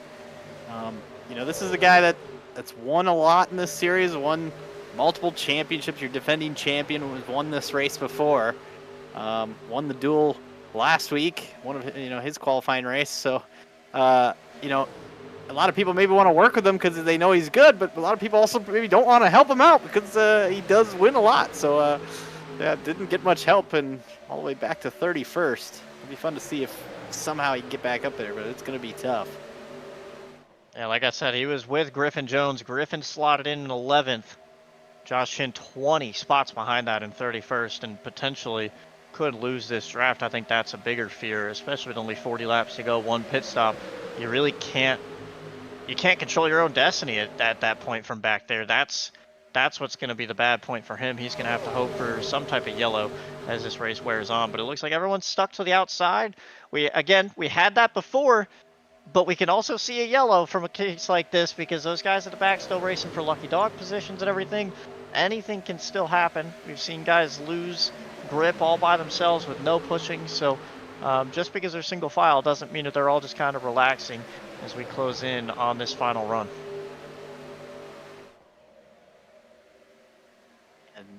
Of these drivers, you run a little high and you get in the wall a little bit. You know, these cars drive to a point where, you know, obviously this old Daytona, your tires are going to wear a little bit, and after a while you might enter the corner up on this top lane and do it the same every, you know, for a handful of laps, get used to it, kind of forget that maybe you don't have as much grip as you did earlier in the run and slide up, get the wall, and then, like you said, everyone's so close together that's where we've seen some incidents happen. We saw it last week in the duels too, where people coming together after someone grabs the wall. So that's the thing to watch for, I think, for you know, really a lot of these drivers in the mid pack of this single file line. We see this handful of gaps in the middle. I think that's where some of these drivers maybe would be happy to have that gap just in case. You can't really have that when you're up in this top 15 because, you know, that's where you're making your speed, is everybody staying together. And the other question in this, like, when does everybody decide to pit? You know, do you maybe come and pit a lap or two early and hope that you might get that yellow that Brett Bennett was able to luck out on? But we'll have to see when these guys decide to split it up. Obviously, we assume around 30 laps to go is when the window would be open. So any point after that is when we'll start to see guys potentially make it down pit road. And Chin has basically lost the pack at this point. I mean, these guys are way off in a little group on their own. We'll see right there. He's working back there with a couple lap cars. That's Spencer Madden. That's also the 12 Emery Spence, who are both borderline in that crash that just happened a minute ago, but you can see they are no longer with the pack. And you're mentioning the pit stop. It's gonna be, you know, you're gonna want to make your pit stop around 30 to go, or at least after 30 to go, to make sure that you can make it to the end on a full fuel run. And then a lot of these drivers that pitted on lap 43, their fuel run is gonna be kind of coming to an end with 25 to go. So with, you know, between that 30 to go and 25 to go range, that's a pretty small window for that whole top 20 to have to come in. So there'll be some big groups when that happens. If we were able to get another 10 laps here in, that'll be something to watch for. A handful of these drivers that pitted on lap 54 can go a little bit farther, as we're going to look. Marty Farrell here. Just kind of got sent out of the draft. Nice save. Ooh, another nice save there. That's what I'm saying. Just because they're all running the top doesn't mean we can't get checkups or anything like that. Really good save by Farrell. Really good drive by everybody else to not make that a bigger issue than what it was. But you can see just, you know, we sit here and we watch them all run the top and everyone's like, this might be boring. But it is far from that when you get situations like that, at least in the car. From our perspective, maybe it's not the most enjoyable thing to see, but it can still lead to pretty big issues, as we almost saw there. Unfortunately for Farrell, that's going to pretty much put him out of this. He's all the way back 32nd, lost all the draft. He's back there working with Tristan Baker, who's a lap down, and a couple damaged cars, it looks like. So unfortunate for him, but we keep racing. Movick keeps leading. Schmidt behind. Harry Grindell all the way up here in third. Carpenter and Lilly, your top 5 as we come closer to take lap 67, closer to 30 to go. You know, one guy love to chat about, because I love the off strategy and the luck that he got, is Brett Bennett. He's running in 10th here. Obviously hit pit road just as, you know, the caution was coming out. So he's got maybe, quarter of a lap, because obviously it was under caution, less fuel than these drivers. I just wonder if he wants to pit with everybody. I talked about how small this fuel window is for the top 20 drivers. He's probably wondering, like, if I pit with everybody, I want to make sure I have the opportunity to pit with others. Though it did work last time, pitting by himself. I don't think he's going to try that again. I'm thinking he might be able to save a little bit with where he's running in the pack. He's about 10th, where you can lift a little bit more, and he's got guys tucked up behind him, so he can probably chill. As we are 3 wide through the tri-oval back here in this second pack for about 23rd with Wesley Pearson, Adam Harrington, and others. They are racing back here. This is what caused the lap incident. It was, lap cars and these guys at the back trying to sort themselves out, running 2x2 and just making contact off 4 and causing that yellow. So the same thing could still happen, and we are about at the window. So if a yellow did come out, I don't think anyone will really complain, but it would get rid of any type of green flag strategy that we might see. You saw it there. Harrington kind of just running a little lower in 1 and 2, just maybe trying to give himself some room from the wall. And then there's Pearson right behind him that's like trying to get almost to the outside. And yeah, it's just like, it just seems like that happens. I don't know if that was on purpose, trying to get to the outside, but it just 2 kind of lanes, maybe one being a little more aggressive than the other. And that's, like you said, we could see this caution. It's a couple laps away from that fuel window opening here. I think if you're organized enough, I see a lot of these. Oh, got one down all by himself. That's that 88. Gonna come back up on the track. It's the yellow. And that is Wesley Pearson, exactly who we were talking about a second ago.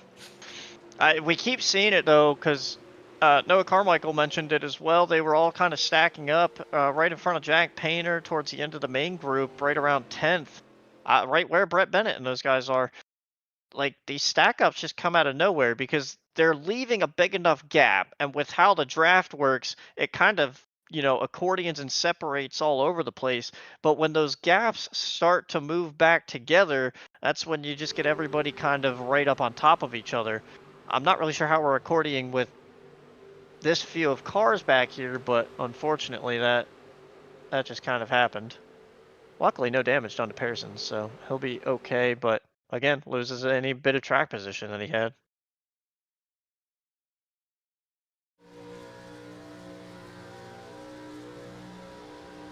Not sure if this actually happened from the leader in this group getting the wall and maybe checking up second, and Pearson was right there in third. May have made him kind of want to slow down a little bit more and not head all in there, but that is a situation. We're confident they can make it on fuel from here, right? We're going from lap 70 to 71. They're good. Yep. I'm thinking we'll be fine. Even you're probably right on the fuel window hitting the pit stop here, but obviously the first couple laps of the fuel run are going to be under caution. So I was thinking right around 30 laps, 31. If you're mid-pack, you're able to save a little bit. So I think we're gonna be fine. I think this is what this is gonna do. Obviously, it's important pit stop. You got to make sure no mistakes here, no speeding or sliding through your pit box, and try to be quick and get through this one with no issues. Everybody coming down together here. But from there, I think that's going to be the green light of attack and moving forward and going for this win. So those last 30 laps is going to be really fun to watch. Spencer Madden, you saw him in the background. He's going to get his lap back after he's been trying for, well, I don't even know how long. Remember, again, he was the one under green that got sent down pit road and has just kind of been fighting back after being 2 laps down at one point. As you can see, everybody coming down pit road, going to get their service for ideally the last time today. Cole Freilich currently leading that line off. Looks like Nate Stewart's going to beat everybody. Him, Knutson, Movick, Freilich, and Lilly will come out the top 5. I'm not sure if maybe some guys took 4, some guys took 2, some extra fuel going in the tank, but definitely some guys doing a little bit different strategy than others as Schmidt comes out almost around 7th.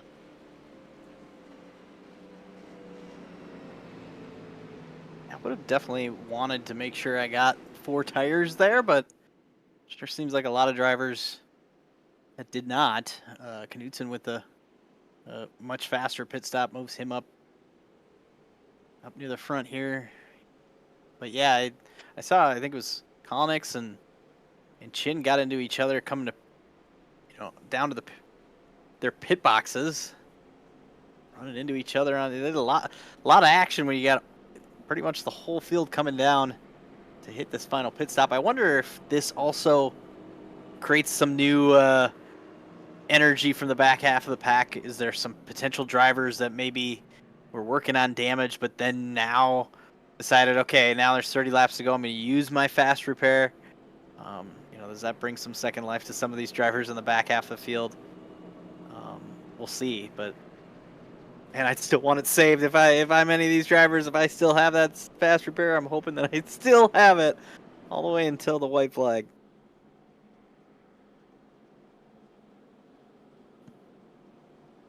We will restack. Get into about, looks like they'll go around about 28 laps to go here. And I'd say we've pretty much got the cream of the crop at the top of this field with Nate Stewart, Justin Knutson, Braden Movick, Cole Freilich. Chris Lilly, I'd say he's a bit of an outlier, but, he's pretty solid on these super speedway races, and he's in a Jimmy Johnson car, so you might as well be up at the front. And then you've got William Schmidt, Nathan Kiani, another pretty good known super speedway driver. Aiden Walker, the guy who won the duel that he was in the other last week. Kendall Carpenter. And Brett Bennett still sitting here, somehow making this thing work. I mean, he's been up here all night, but he's also had a little bit of luck with the pit stops and everything. And the yellow flags. And don't forget old Jack Painter out there in 11th. Just got to include him in there because he did start on pole. He's been around, but he's been wrecked a couple different times, so he's been having to cycle back up to the front. Yeah, I have a feeling this is going to be the green light everyone knows now, and a lot of these drivers know what that fuel window was. Obviously, everybody pitting because of that, and now they know they don't need to make another stop the rest of the way. They can race it straight up here. I think it's going to get pretty crazy throughout this field, and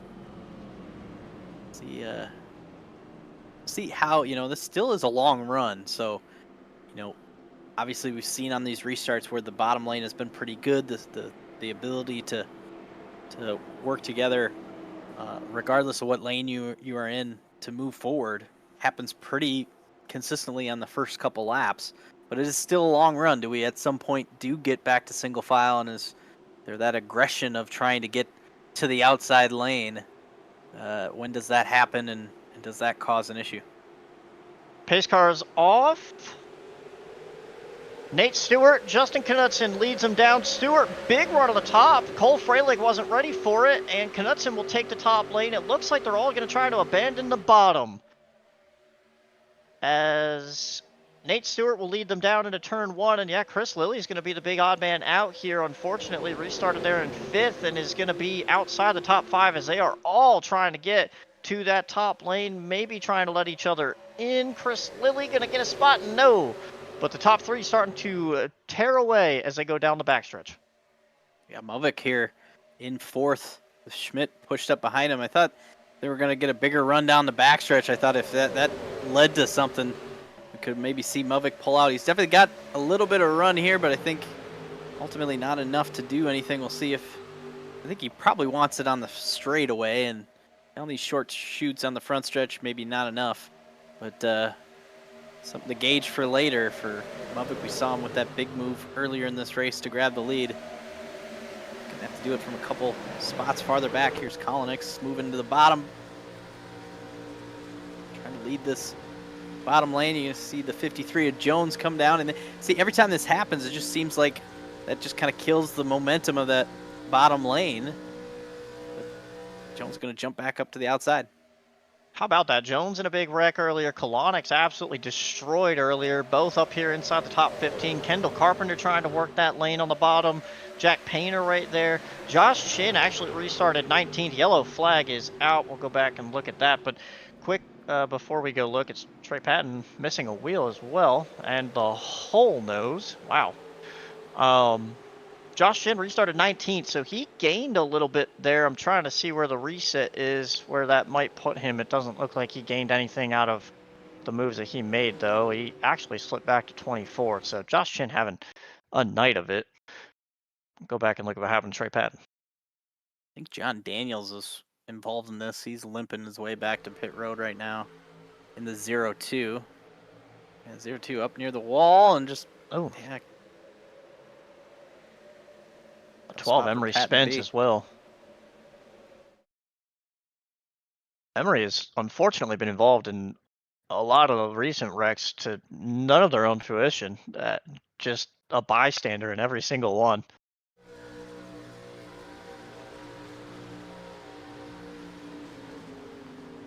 Looks like the O2 was just up in the wall, and similar to Noah Carmichael, where you're either going to hit it or you're very close to it, and then you give it too much wheel to the left, and it just kind of snaps halfway through the corner there. So unfortunate for John Daniels, Trey Patton, Emery Spence, and anyone else potentially collected in that. Obviously just trying to get through the end of this race, and Trey's been through a lot tonight and was just trying to mosey his way around, and unfortunately caught up in that. Yeah, and it's just so, the other part of it, maybe if Daniels is just trying to stay up on the outside there, you're going 3 wide. We talked about it. It's so hard to run 3 wide in the corners here, just with the bumpy, worn out Daytona. And it's not as much as you probably can run 3 wide, but what happens is I think so many people just tend to try to give room, and sometimes, if you give room to the drivers on your inside, and like you said, maybe the 0-2 just a little higher or just a little different angle on the corner, and unfortunately takes himself out and a few others. 0-1 looks like got a fast repair. Gonna have another chance here. Put the tires on it too. Gotta keep him when you can. Good move, Trey Patton. Can fight on here over the last 25 laps now. But yeah, I think you hit the nail on the head there. It's the fact that when you go into the corner, it's not that these guys are, making mistakes or anything. It's just the cars move a little bit more than what you want. It is bumpy Daytona. It's the 2008 scan. It's, the cars are going to go over the bumps. They're going to shift around a little bit. And when you're 3 wide, there's not a ton of space with these cars out there. And if they shift around or aero comes into play, you catch the wall a little bit more than when you want. And then you got too much wheel in it, and everything's just playing against you. So unfortunate situation there between, honestly, lucky for Sanford to not be involved at all, but unfortunate for Patton, for Daniels, and others involved. But as this continues on and we get closer, closing in on 20 to go, we've now got 24 left this time by, and we'll hopefully get 1 to go. And we've got guys starting to make their way up to the front that we have not talked about for a long time. Kolonix, Jack Painter in the top 15, Kendall Carpenter in the top 15. These guys are all starting to make their way closer and closer to the front. And guys like William Schmidt, Cole Freilich, Nate Stewart might have to start looking over their shoulder if they can make the right moves and get in the right lane. I said it a little while ago, but man, our leader was upside down off of turn 2 on the backstretch earlier in this race. Here, Nate Stewart leading this thing with 25 to go. Impressive. Obviously, the fast repair is part of this race tonight. The strategy of that. and having that opportunity to reset and go after it is given a lot of these drivers that second opportunity. But he's taken full advantage of it to be up here and have a chance at this thing. Say he is in the absolute safest spot, and I think, he can't go anywhere else. And if he gets taken out, that's his race. So he knows that where he is where he needs to stay. So I wonder how aggressive he gets on the blocks. But at the same time, I also feel like you're a sitting duck. And Muvik proved it. Whoever was up there and able to watch or anything like that, they know that second place guy can duck out, get some side draft, and drive around them. And honestly, if you're the second place guy and you go out of line, third is going to follow you. No chance is third place going to sit there and try to push the leader. If anything, they try to go up there and make it 3 wide or something, but you got to figure that you're the sitting duck as the leader. So it's going to be interesting to see how aggressive Nate gets as we get closer to the end of this. Definitely think that last restart too. I think Knudsen and Freilich worked together to kind of get lined up. Obviously, both running the X-side schemes, I believe, teammates in some ways. So definitely gonna work together. We'll see if there's opportunity again for that. We've seen, Muvik and William Schmidt working together. Yeah, there's gonna be some people going with certain drivers to work together and try to push their friends and teammates to a win here tonight. And yeah, right now, if you're Stewart, you're maybe kind of by yourself up near the front. You have to hope some of these drivers will push you up there and keep you up there. Team affiliations aside, pace cars off. Stewart leads. Freilich second. Freilich better jump this time compared to last time, but the top lane is way better off. The bottom lane's disconnected. Stewart's going to be well clear, but if Freilich can't get there, what happens to this bottom lane? We've seen the top just completely dominate down the backstretch, and if the bottom's not clear, they fall apart. Here comes Schmidt on the bottom, trying to get to Freilich as the top pushes and pushes between Muvik and Knudsen. Stewart's the top. Still wondering if that 16 was trying to slow up that top line enough to get Freilich up there. I kind of wondered if that was the case, but it's going to give Freilich, stuck on the bottom, opportunity to grab this lead. Bottom is rolling right now. William Schmidt, we've seen him do a great job of being whether it's the first car or the second car in this line. Be side by side. Up near the front. Kiani right there, third in line on the bottom. We talked about him a little bit, Griffin Jones as well. And we also talked about the fact this bottom lane is pretty racy at the start of these runs. The top is completely separated. Bottom is really tucked together, and Freilich is getting pushed really hard by William Schmidt. They're not really going anywhere, though, which is something else we kind of talked about. The top can stay a little disconnected and still have momentum, and the bottom just needs to work so hard to maintain. Freilich clears ever so slightly. He's going to hold the bottom coming off forward. No, he goes to the top in front of Stewart. He gets turned across the field.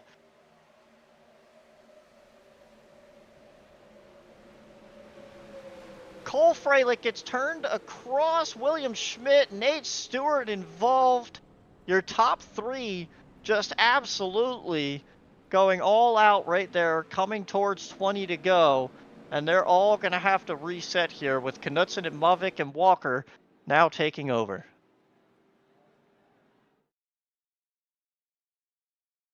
Yeah, that was a heck of a run from Freilich to get to the lead there, but just off of 4, sliding all the way up to the top.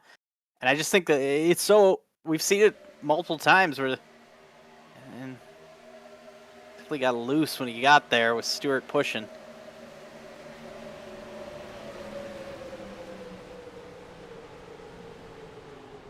I always wonder if maybe that move is something that you want to make when the car's straight. Him making that move coming off of the corner like that, where you've still got to be putting wheel in it, it's easy to overshoot, and that's exactly what he does. He just clears all the way up and goes to the wall.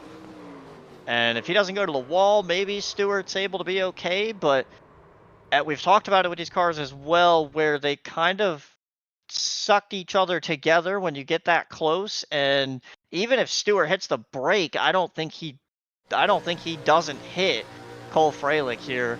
I just think that's, and you know, I can't fault Freilich. You got to be aggressive. You're 20 to go. You know the bottom is potentially the worst lane, so I don't fault him whatsoever for making the move. It's just unfortunate circumstance where they all end up there, and you just took the top 3 cars and you made them 30th place cars. Yeah, definitely a handful of those is really going to shake up this front run here. Nate Stewart almost got through, but then Kiani, just uneven bumpers there, sends him through the infield. And you know, for your leader to basically get turned off of turn 4 and to really only have 3 drivers kind of sent out of there, that a lot of these drivers throughout the pack pretty lucky that it wasn't a bunch more of them. Is now this is going to put Knutson up in the lead. Muvik still up there, able to get through that in second. Now Kiani sitting there in third. Well, if I'm Knutson, I don't want Muvik behind me. He's the only one we knows what move to make from the second spot. So if this turns into a single file line on the top lane and Muvik's in second, I think it's safe to assume that Muvik's going to be your winner. Granted, you never know what third, fourth, fifth is going to do, but that's a dangerous combination for Knutson. But it is crazy to me that this is the situation that we're put in now. You've got, again, we talked about Jack Painter, Kalonix.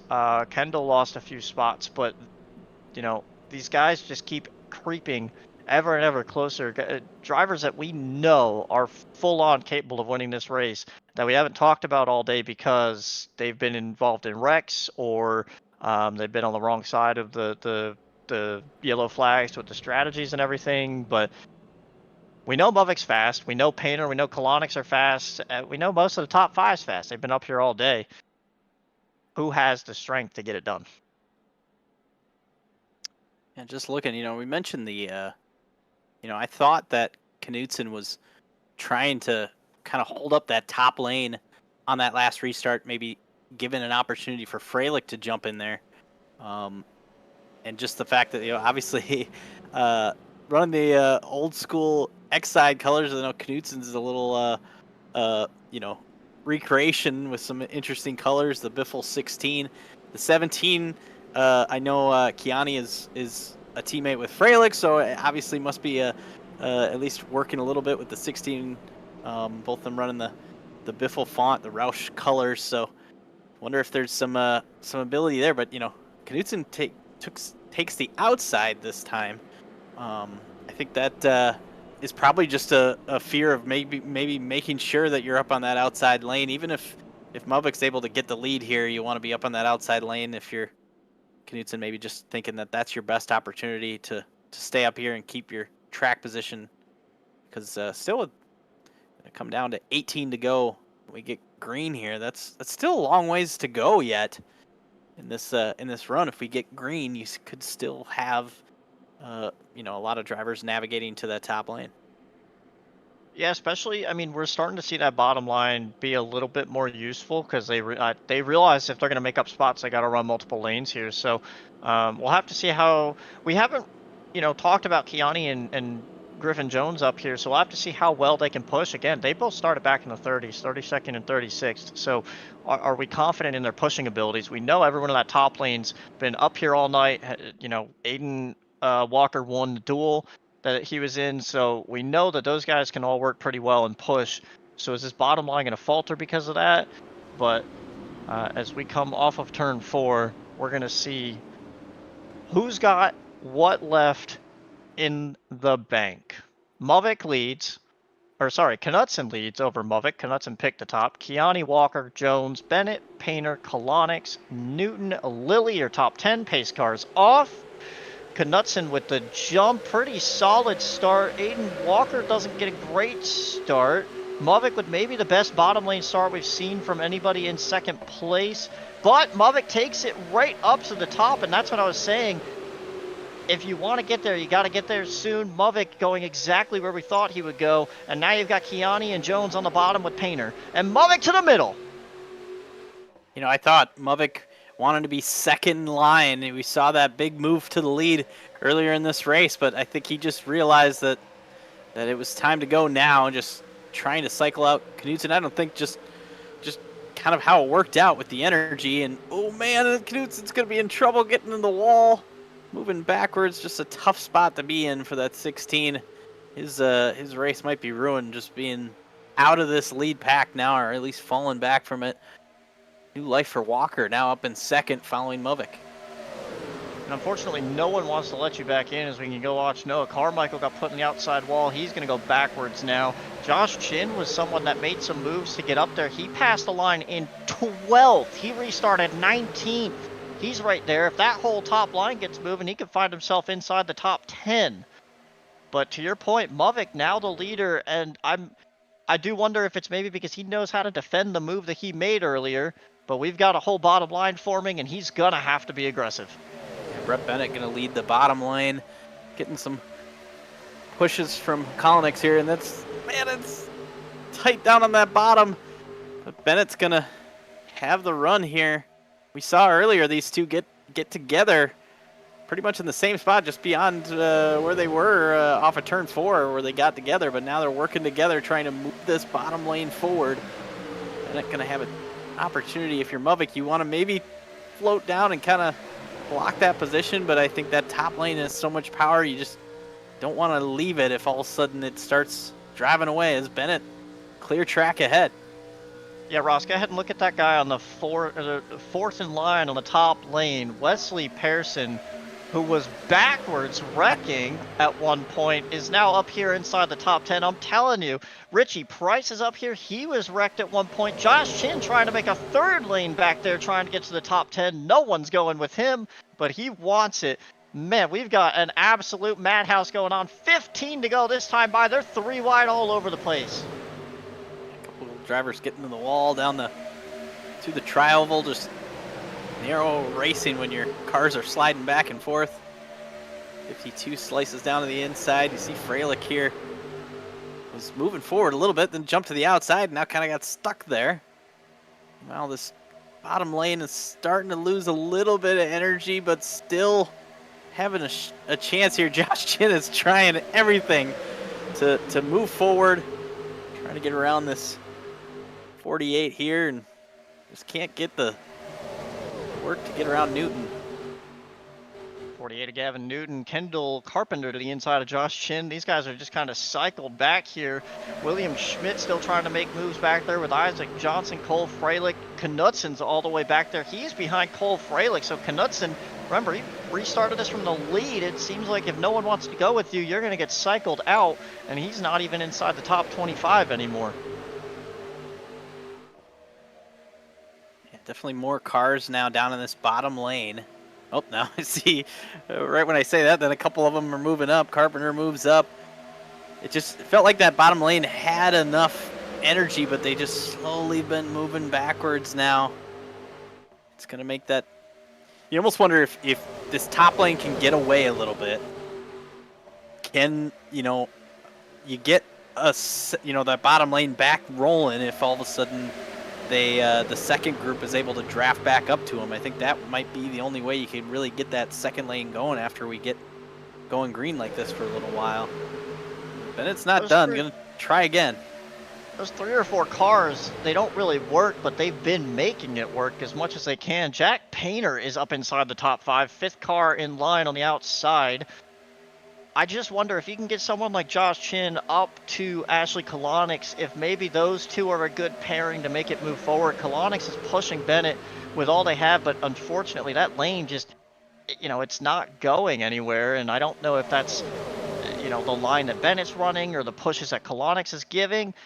It's just not really working. It could just be the fact that the bottom line dies out after a little while, and this is just what we're left with. But right now, top line moving pretty well up to about 5th place is clear. Yeah, driver we haven't really talked about at all tonight, not really involved in a lot of incidents, not really up near the front much, but up in 3rd now is Jamie Ritchie Price. Oh, caution! Big wreck! Big wreck in the back. Isaac Johnson, Cole Freilich, I believe. Spencer Madden's stop back farther out of our camera frame here.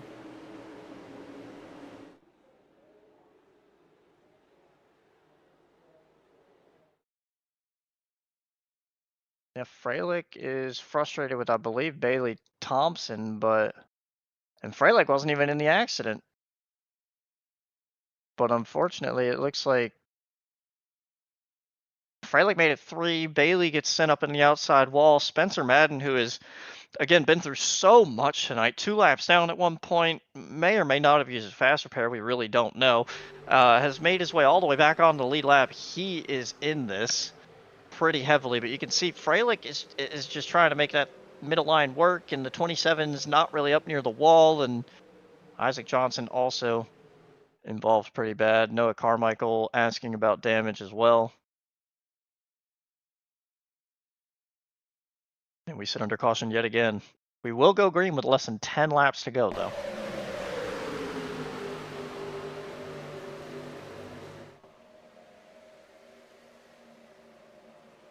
It's just ultimately the aggression of pushing, trying to move forward.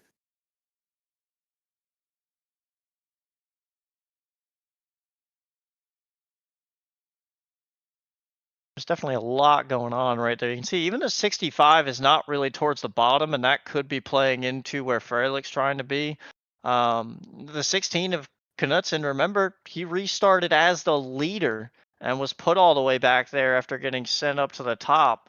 So, you know, you get sent back there, and that's a situation you find yourself in, and unfortunate.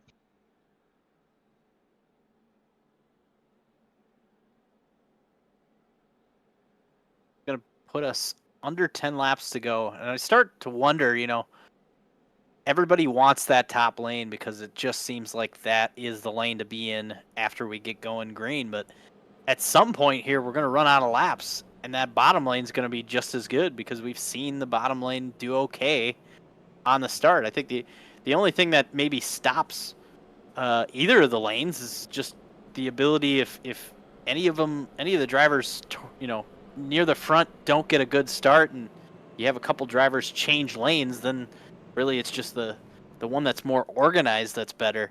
But this is, you know, having these cautions late here is going to maybe take away that, you know, strength of the top lane because we're not going to get rolling here because it's only a handful of laps to the end. It's a really valid point. I don't really know, you know, who has the advantage at this point. I'm still very interested in the fact that Mavik actually put Knutson out there and really wanted the lead. I still wonder if that's the right move, and only time will tell. But I think he figures, especially with these yellows, maybe there's just a point where, you know, you get a green-white checkered and you just want to be the leader when it gets down to it. And you'll get a yellow that might end this race. And if no one wants to make the move to get around you too early, that you're just in the best spot regardless. So we'll see. But there's no surprise to me that Aiden Walker is currently in second after winning his duel. You've got Wesley Person up there who almost won that duel. He came across the line basically 4 wide with them. Jack Painter and Kolonix, pole sitter and outside pole sitter, both up there inside the top 10. No surprise to see these guys start to make their way up towards the front. The only kind of adage there is that Josh Shin is still back in 14th. He tried to make so many different moves, but got cycled down to that bottom lane and went backwards a little bit. Every time he moves forward, he gets sent right back to where about he was. So we'll have to see if he can make his way up in these last few laps, but we'll probably have about 7 laps to go when they take the green flag. And we'll just have to see who has the advantage here. It was Aiden Sorry, Walker. 8 laps. Aiden Walker that got his dual win, kind of being second in line and going for the lead late. So obviously being second here, he's going to be leading his line on the outside. Double file restart here. So we'll see. You know, you get back in that spot. You know, both we've seen it both tonight with Mavik and Walker last week. The ability to push somebody and make the move to grab the lead. We'll have to see if either of them has to make that move on the other. But I sit here and think, okay, well, it's easy to look at these front two with just 8 to go, but man, I think anybody up in this top 10 to 12 still has a chance if it gets mixed up a little bit and you have a lane kind of take off. We see these drivers fall back so fast when one of the lanes take off. I think that's a good way to gain a bunch of positions, especially if you're just maybe on the back half of this top 10. Don't forget, we could still have a wreck on the last lap, and the guy that's running 12th could still win this race. Anything can happen. I think for Movik's side, I think the lead is just, he knows that both of these lanes are going to be dominant, so his idea is probably to just block both of them and do what Freilich was going to try to do before it took him, Stewart, and Schmidt all out early on, or earlier. But I think that's kind of Movik's game plan here, to be the leader and to just play each lane, but we'll have to see. We will go green with 8 laps to go. Pace car will pull off here and give Mavik control over Walker, Richie Price, Pearson, and Bennett in the top 5. Mavik takes the lead. Richie Price does not get a good start. Mavik can immediately go to the top. Does Aiden Walker stick with him? He does, as we go off into turn 1. 8 laps to go here. Mavik had the lead, was clear of the lead, but a little delayed reaction. And at first I thought that, if you're going to move up, you might as well move up quickly. But I think that late kind of move up just cemented the ability for him to hold the lead and keep Walker behind him. And here's Josh Chin in the middle back there. You see him trying to get some help and try to make it work, but it'd be tough to be through that middle and work your way through these corners. I mean, he's trying all he can, but unfortunately now he's just in the sucker hole, and he's going to go even further back from 14th outside the top 15 now. Just nothing he does seems to work late in this race, and no one really wants to go with him. Everyone's just kind of trying to maintain where they're at. The top is still pretty dominant. The bottom not really going anywhere as they're wrecking towards the back. Noah Carmichael back up into the field. No yellow yet. Looks like they're going to keep it green and try to let this one sort out. 7 laps to go, halfway down the backstretch. Mavik leads Walker, Pearson, and Painter. Richie Price on the bottom. Ultimately, like I said, early on in the run, a couple laps in, you can run that bottom. You got to hope that, I hate to say it, but you kind of hope that one of these drivers in the, one of these front 4 on the top lane jump down in front of you to kind of maybe break up the energy of that top lane.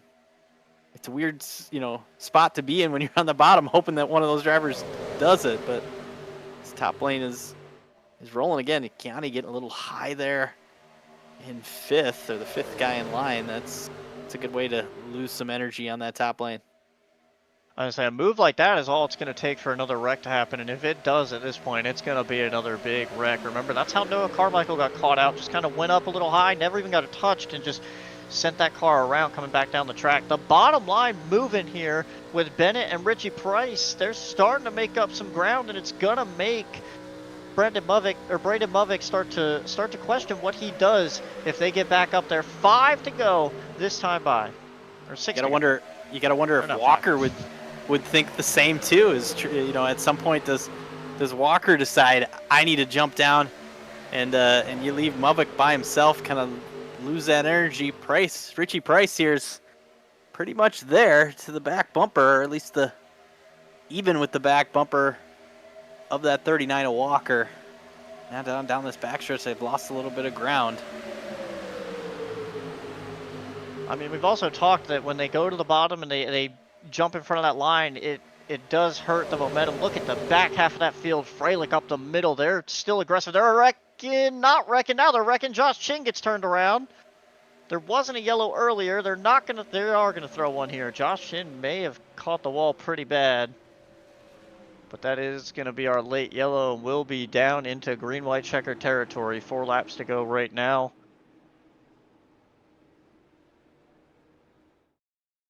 And what do you do now?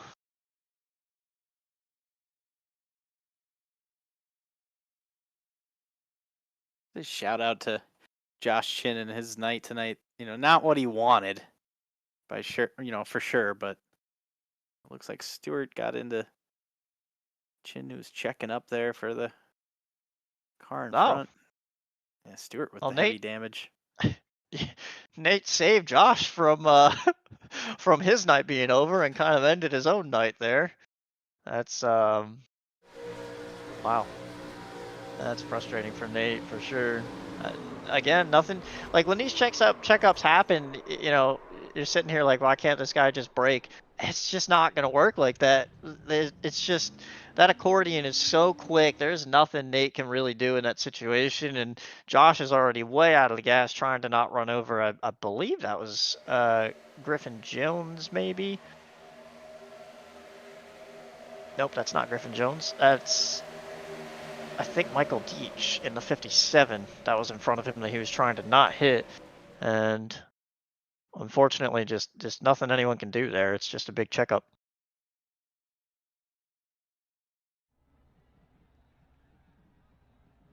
There's Nate Stewart pretty much calling it a night here with the smoke rolling out of that car on pit road. Fortunately, I mean the definition of an up and down night in multitude of ways for Nate Stewart, but it was for a lot of the race tonight was part of the show, and it's fun to watch. Well, yeah, I mean, he was flipped upside down at one point and then leading this race at one point, and unfortunately, his night will end with a rough hit to the inside wall off turn 4 of pretty much not his own doing whatsoever. So, a lot of big names, honestly, just having a tough night tonight, and it kind of stemmed from that initial contact with him and Freilich taking out Schmidt. Josh Shin hasn't really been able to get anywhere, and it's got him mired back there. And I think those are kind of the big names that have been stuck back there. But otherwise, up front, Freilich's made that ground back up. He's 14th now, but no one else has really been able to figure that back out. Okay, so I'm gonna ask you this: what do you think if you're Muvik? 2-lap overtime here. Do you want to be on the inside? Do you want to be on the outside? And whichever one do you choose? Obviously, Walker will go the other way and be on the other side. I think whichever one you pick, you're kind of stuck with what you're doing. I do think he needs to be on the top though, just for the sheer fact that I don't like when he starts on the bottom and goes to the top, because I feel like that gives Aiden a really big chance to make a move into turn 3 the next time by. And you can't defend that. Whereas if he picks the top and immediately gets to the bottom and tries to drag the bottom lane forward, he can then kind of defend a move to the top.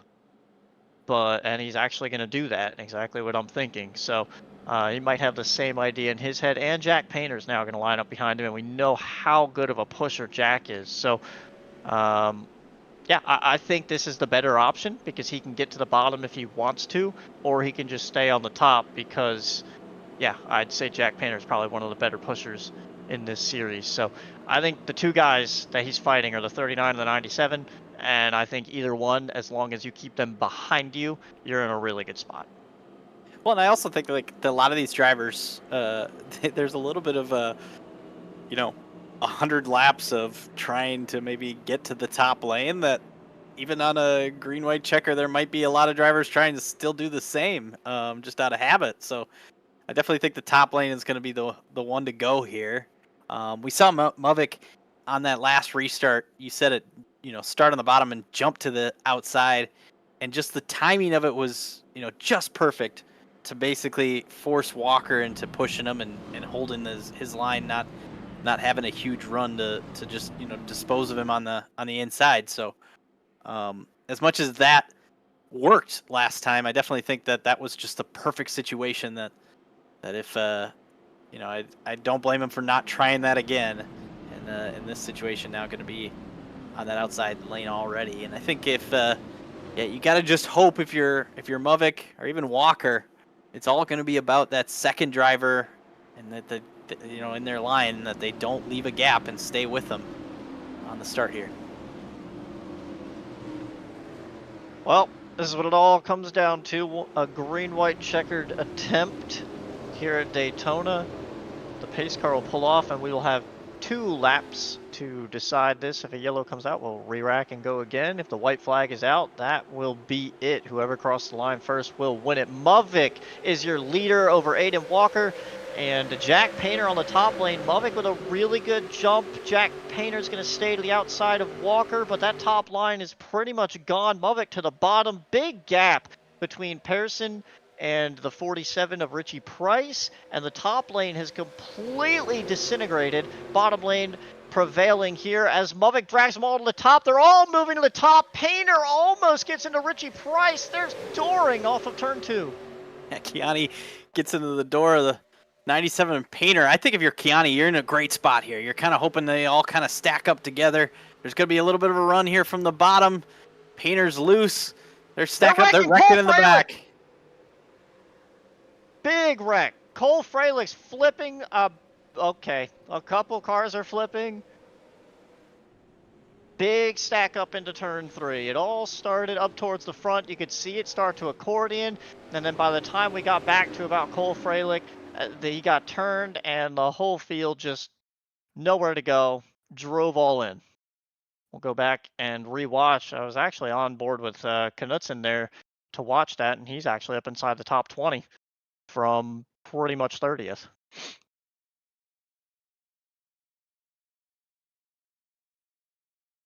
I think the stack up was all the way up near the front here, and it just from where Painter was. Man.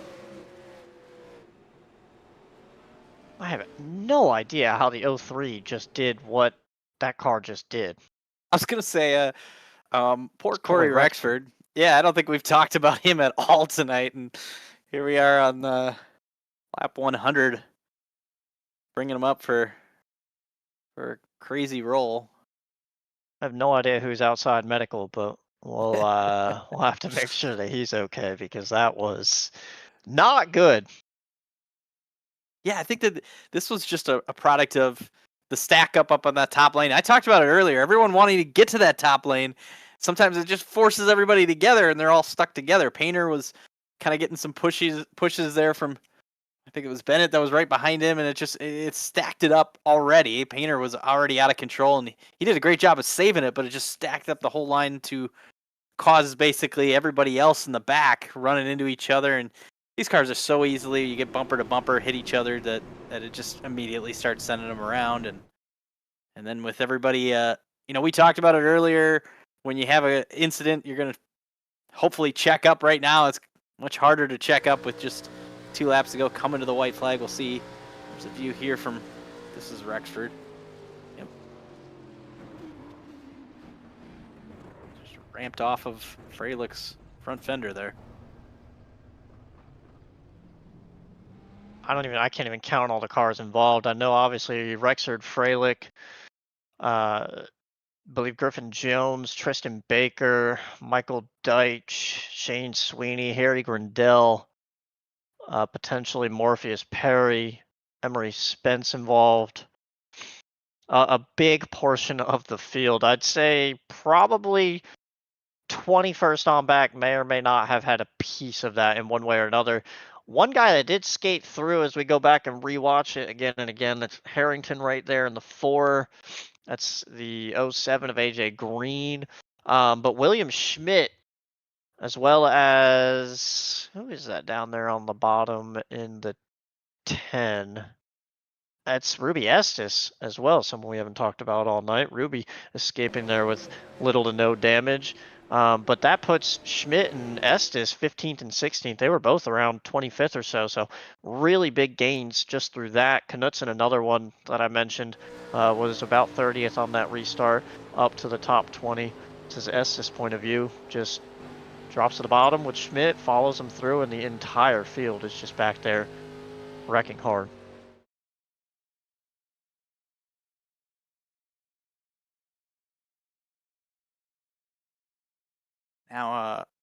going to add a little intrigue here. I don't think we'll have to worry about it, but something to think about. We obviously hit pit road for most of the, pretty much, the entire top 14 in this running order pitted on lap 70. We talked about a 30-lap fuel run. We're at lap 102 now, so 32 laps so far, and now there's been a lot of cautions. So I think they'll be fine for this overtime, but you never know, especially some of these drivers, ones that were leading this pack early, if they weren't able to save much, not having much of a draft, just never know if there's a stumble late. Like I said, I wouldn't be too worried about it. I don't think that I haven't heard anyone say anything on the radios about it, but if we have another caution, we go to that third overtime, I bet there'll be a handful of drivers that maybe are getting a little closer to cutting it close as far as the amount of fuel in their car. Fun fact, might be a visual on my end. Freilich is running with the hood up still, covering his windshield, so interested to see how that works out for him. It is just on my end, hood is down, so good for him. Mavic picks the top, as we kind of expected there. But nothing changes up front. But now, Pearson and Kiani, Richie Price, they've all kind of seen what just happened there. Do they make a different move? Jack Painter obviously got shuffled out. He went from 4th. He's now back to 8th. I don't know that you're going to be able to make any big moves from, 8th to 10th on back. We've talked about Colonics. They've been back there the whole time, still 11th. Kendall Carpenter, still 13th. William Schmidt back in 15th. Like, these are all guys that we know can make really good moves, but have kind of been mired back outside that top 10. We'll have to see what they can do. On, again, a little 2-lap stint. Mavic, your leader. Walker in 2nd. Pearson, Kiani, Price, your top 5. Lily, Sanford up to 7th. Jack Painter, Bennett, Newton, your top 10. Pace car pulls off. Another attempt at a green-white checkered. Mavic takes the green. 2 laps to go.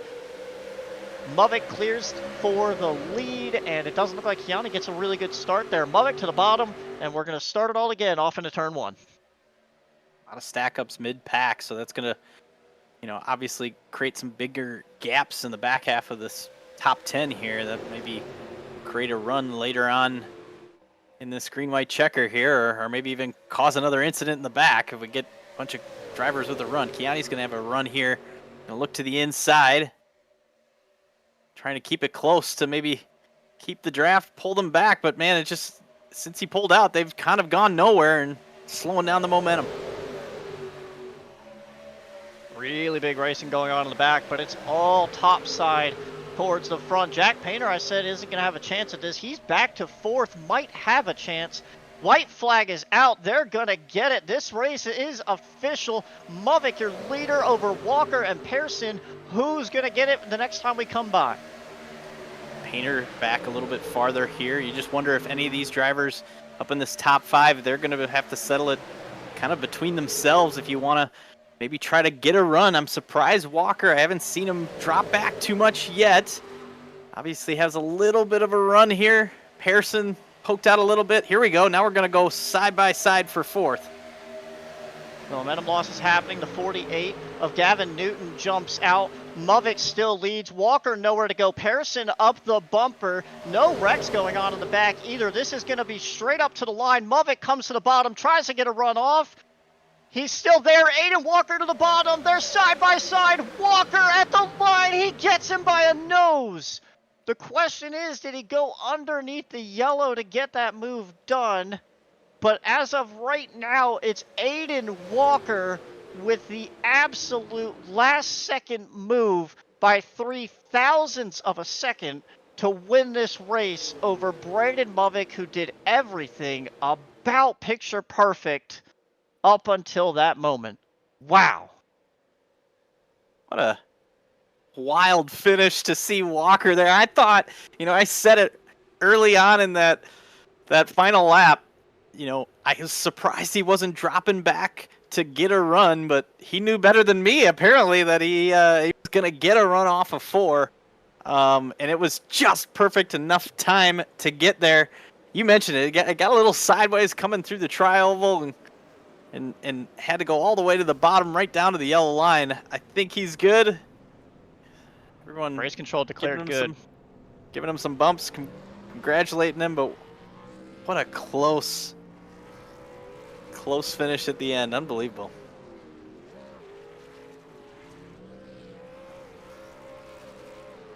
That is probably one of the closer finishes I've ever had the chance to commentate over. And to your point, I really thought that he'd need to back up a little bit, but shades of like Jamie McMurray and Kyle Busch, he knew exactly when he needed to go. He ducked out, and I thought Movik's move to the bottom was actually really smart, really calculated, but then he moved back up, and I'm not really sure why, because he only was giving Aiden an advantage. I guess it was aero, but I wonder if that's maybe the question mark there, because if he doesn't do that, maybe Aiden doesn't get the chance to go back to the bottom and he's forced to take that top lane.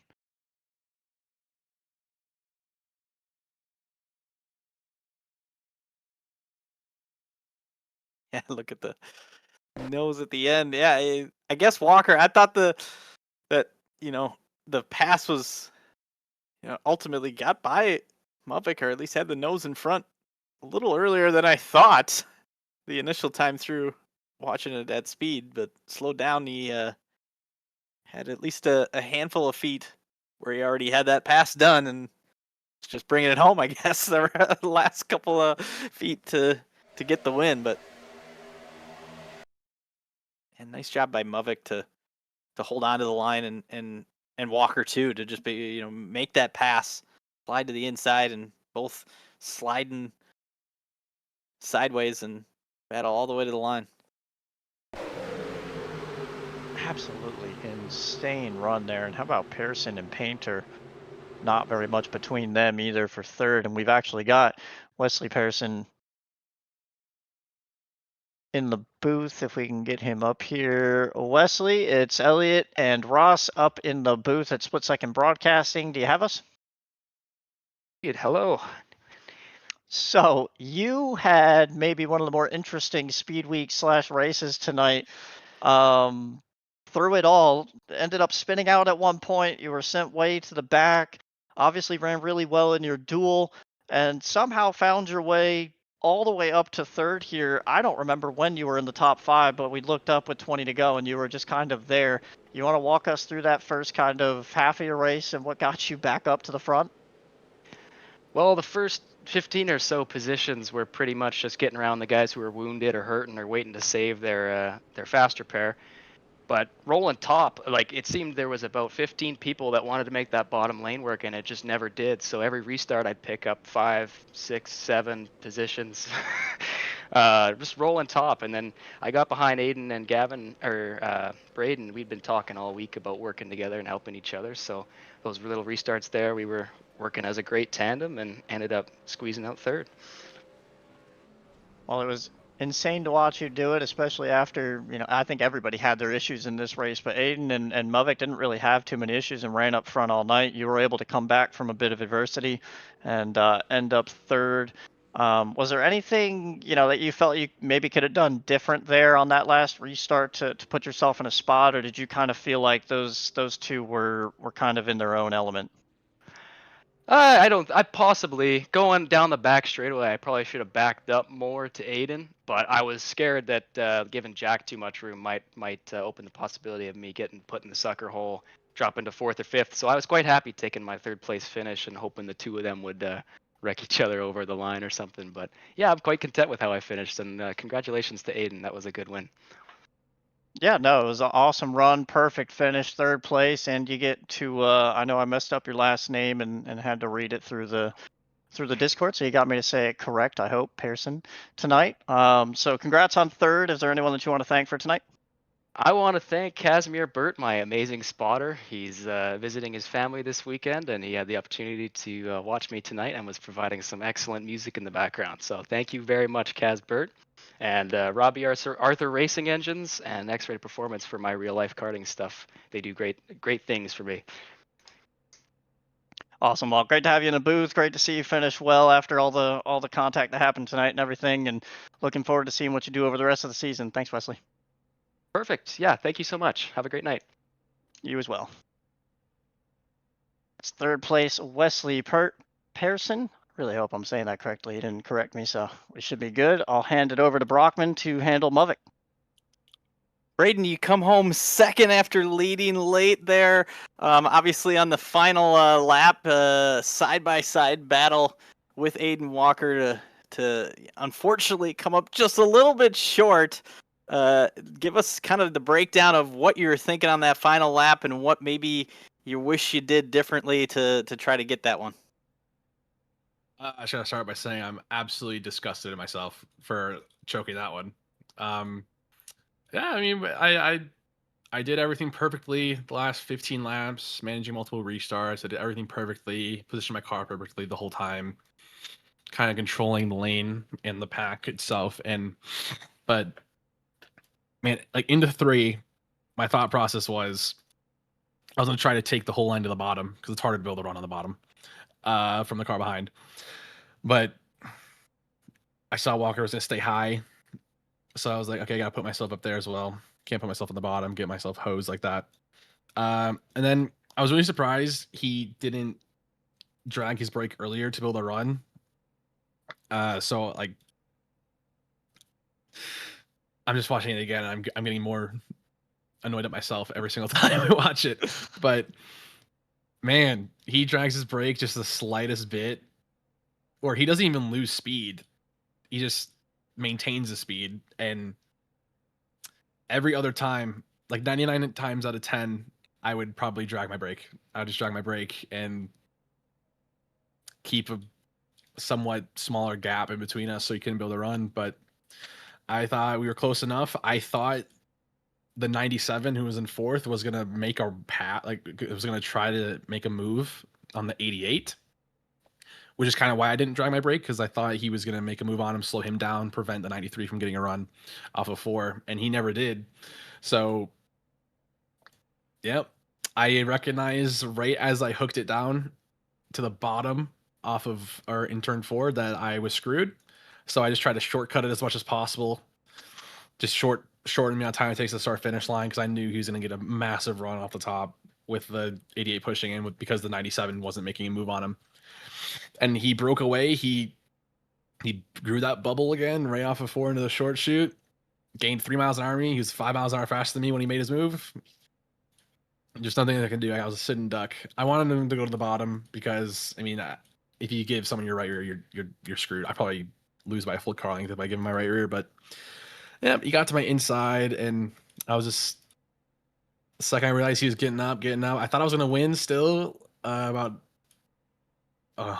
300 yards away from the start finish line. I thought I was still gonna get it, but he got a massive run, like speed I haven't seen. So I just tried to just give him a little door check coming to the line to slow him down, try to get our front hooked together. But nah, whatever. Lost by 6 inches. Gotta go for my 9th try to get this. This is the only trophy missing from my OSRL trophy case. And I was 6 inches away from getting it tonight. So I guess the 9th time might be the charge. Might be the charm. A tough spot to be in. I totally understand. I want to give you some credit. There was a lot of times tonight we saw a really cool move from you to grab the lead, middle of the race under green, running second. Giving you some credit, though the night was maybe all perfect except the ending in the end. But let's just move on from that then and talk about you. Obviously, first race of the year, we had a lot of drivers, main drivers that we maybe would be talking about for this entire season. Potentially have some bad luck to start. You got a good finish at least. Let's look at the bright side. Obviously, a past champion from a handful of years ago. What's your outlook looking to run the full year? And are you looking towards the opportunity here now with points racing in this series? I mean, this is the best finish I've ever had in this race. So technically, this is the best start I've ever had to a season here. But I mean, when I won both my championships, this is my drop week, both weeks. I think my first championship, I did this race, finished like 20th, and then I didn't do the next 3, and still won the championship. You wouldn't be able to do that anymore. You can't do that anymore with how competitive the field is. But and the second one was kind of the same. It just kind of had a horrible Daytona, and still was in a heated battle all year for that one. So, I mean, looking at the schedule, I mean, it really just depends on my work schedule. I usually have Thursdays off, but once we get into the summer, I don't really know. But yeah, I might have to. I'll probably. God bless America. I'm gonna miss Darlington. Great, because I'll be in Charlotte. I'm gonna try to get some power going. Try to get an off week for Memorial Day. There you go. Well, you know, you mentioned make this a drop week. You can make this a drop week. You just got to win the rest of them, right? So, no, we'll give you an opportunity now.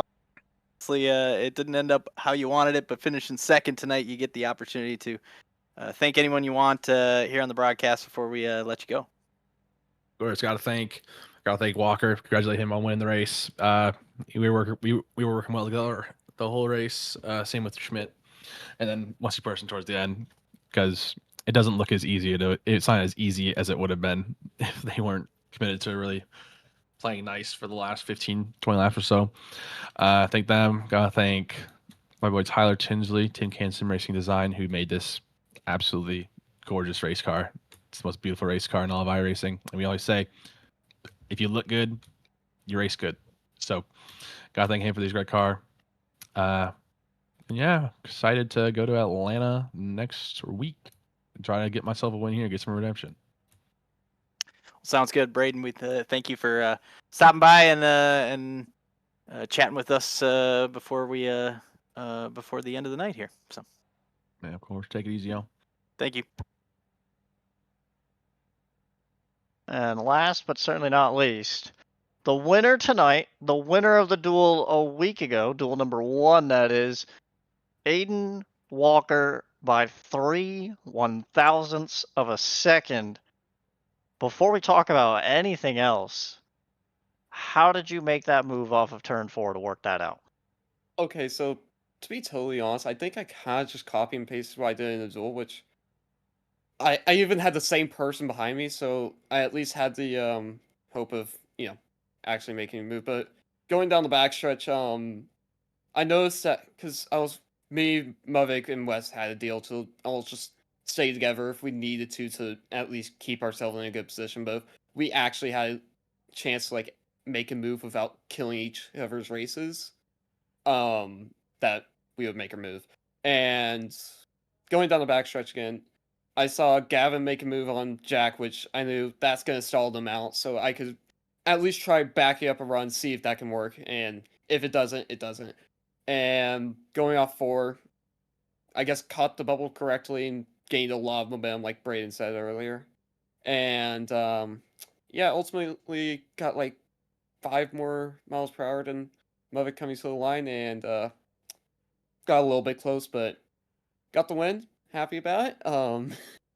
It's been I've never won in OSRL, so happy to finally get that done after 5 years. I was gonna say I'm not versed on the history, and I know Mavik has been trying to do this. He said now that was his 8th time trying to get it done. You come in here and steal the show. It's your first win. How does it feel? Kind of, what's the feeling moving forward now? Obviously, you won the duel. You won the first race. Do you just continue this into Atlanta? Can we make this a three-peat? To be honest, I've never really driven the Gen 4 much on any other track, so we'll have to see how I adapt, because I usually do the Xfinity car, so, or the O'Reilly's car, whatever you want to call it at this point. But I'm usually running that in league, so it'll probably take a little bit for me to get used to the Gen 4, but I think maybe later on the season have some good pace overall. Maybe not greatest on long runs, that's usually what I've always struggled with, but hopefully can keep this momentum up and maybe bring it through the rest of the season. I think you've definitely got the aero portion down, and that's half the battle here. So we'll have to see how that works out for you over the season. But right now, best momentum in the league, 2 wins to start. One, obviously, the biggest points-paying win, and the big one here to start the season. So best of luck to you as it continues on. And congrats on tonight's win. Is there anyone that you want to thank for tonight? Well, I gotta thank Braden Movick first of all, and Wesley Schmidt. Kind of unfortunate he got taken out on, I think, what was it, like lap 8 or something with Cole and that entire incident. But yeah, gotta thank them. It's always a pleasure to work with them when it comes to these super speedways. Haven't done it a good bit, but seemed like it worked very well with this different type package tonight. So gotta thank them first of all. Gotta thank my sponsors: Caldwell Motor Company, Blue Line Tennessee, Lively's Custom Diecast, Beamstock Cars, SKS Motorsports. Brought a good car. Unfortunate that we didn't get Cooper Glick in the show, but you know, stuff happens. Well, it was an incredible night, an incredible couple of weeks for you. Congrats on everything, considering the dual win and tonight. And we look forward to hopefully chatting with you in weeks to come. Thank you. That is Aiden Walker, tonight's winner, OSRL, the Speedway 250, 100 lap, 105 lap, 250-ish mile race tonight with a couple of overtimes. Aiden Walker gets it done by 0.03 of a second over Braden Movick. Pop up the rest of the results here in a second, but Ross, I think, Movick led 51 laps. That's nuts. I just want to point out, Knutson came all the way back to 7th. Painter came all the way back to 4th. There's a lot of good stories. Kendall Carpenter comes back to finish 9th. We didn't talk about him pretty much all night, but he had a solid ending to his evening despite not running that well. The second page shows another story as well with Isaac Johnson and Nolan Sanford coming up through here to finish in the top 15. There's a lot of really good stories coming out of this on top of Aiden Walker and Brandon Movick's, really great battle there. Who do we think looking forward to Atlanta is probably one of the better picks? Man, you talk Kendall Carpenter up here in 9th, able to get back to up into the top 10 after kind of a all over night. I saw Austin Rip there. I'm like, where did he come from? I know some of these drivers, it just was such a mixed up race that, I think obviously the bounce back for some of the usuals in this series, probably looking to old school legacy Atlanta next week as a chance to redeem themselves. And I think you got guys like Kendall Carpenter and Josh Chin that are going to be awesome at that mile and a half. But very interesting schedule for these guys. We'll be back in a handful of weeks to call the action for another race down the road. But it's 15 weeks doesn't seem like a lot, but it's a long season with stacking points and being consistent, and a handful of drivers are going to have a little bit of a hole to dig out of after the opener here tonight in Daytona. And Aiden Walker, the first one to strike, and the first of the Noble 5 winners, as we'll get later in the season on that. There's your race rundown. We'll let it tick through this time and let you see all of our finishers. But again, Braden Movick leading 51 laps and just having an incredible run. Unfortunately, coming up just ever so short, 0.03 of a second to Aiden Walker. Second page here, like I mentioned, Nolan Sanford, Isaac Johnson, Josh Chin, William Schmidt, both able to come back and finish in the top 20. Ideally, not where they want to be, but I'm sure, both of them potentially looking towards a championship. That's a good spot. Ashley Kolonix coming back to a 19th place finish. Remember, Ashley started second, only led 1 lap, and didn't really get to do a whole lot, unfortunately, but ends up right around middle of the field as we keep going down the list. Mo Perry comes back to 27th, Trey Patton 24th. Say a lot of these drivers that were, we talked about the fast repair and having one. It means that if you're in the back half of this field, you probably had to use your fast repair. and then got caught up in a second incident. We see Freilich, the last car on the lead lap, multiple seconds behind the pack. Nate Stewart, we saw such a up and down night, gonna bring it home in 40th. Unfortunately, just with 8 laps to go there, we saw him smoking on pit road, and unfortunately a tough night ender for him after being upside down, leading the race. A little bit of everything tonight for Stuart, and really all 40 of those cars, every single one of those names you could go through and talk about 2 or 3 moments in the race that we were talking about them or seeing something that was happening with them, whether it was incidents or action on the track. I'm gonna say Nate Stewart definitely, if we had the chart for running position, probably had the most up and down. I mean, from flipping 20 laps into the race to leading to just everything, for him to end up last is, I know, frustrating for him, but absolutely one of the most wild stories out of tonight. But that will basically do it. I'm Elliot Henderson alongside Ross Brockman, Jeff on the controls. This is Split Second Broadcasting, bringing you the OSRL Online Speedway Racing Leagues. And this was the Speedway 250 at Daytona. Thank you guys for all watching. I hope we did it justice. Tonight was a blast to both watch and be a part of, and we look forward to bringing you coverage later on this season.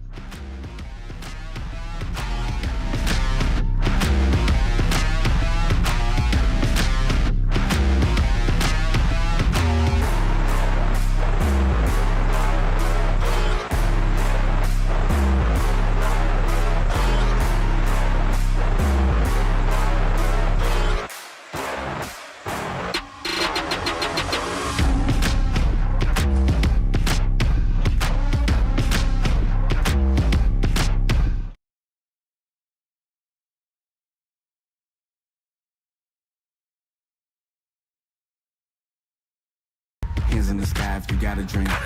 Learn nothing was blocking me. I was the problem, the only one stopping me. I didn't like it, I had to refocus. Now I'm devoted, I know where I'm going. Controlling emotions, I'm owning the moment. In order to get it, see, you gotta want it. Don't make a living break. Confessions over these 808s. Don't sleep on the key, better stay away. I mean, for heaven's sake, I'ma be the best. Came from the endless, lane roll games, bitch you with the chest. Beating on my chest, trying to get my rest. Watch me while I flex. Every win is a blessing, and every L is a lesson. So when I run into rejection, I know it's only redirection. I see the blessings right beside me. The chances of quitting are likely. I do it like I'm in my Nikes. Don't make excuses, they never excite me. Quitting was never an option.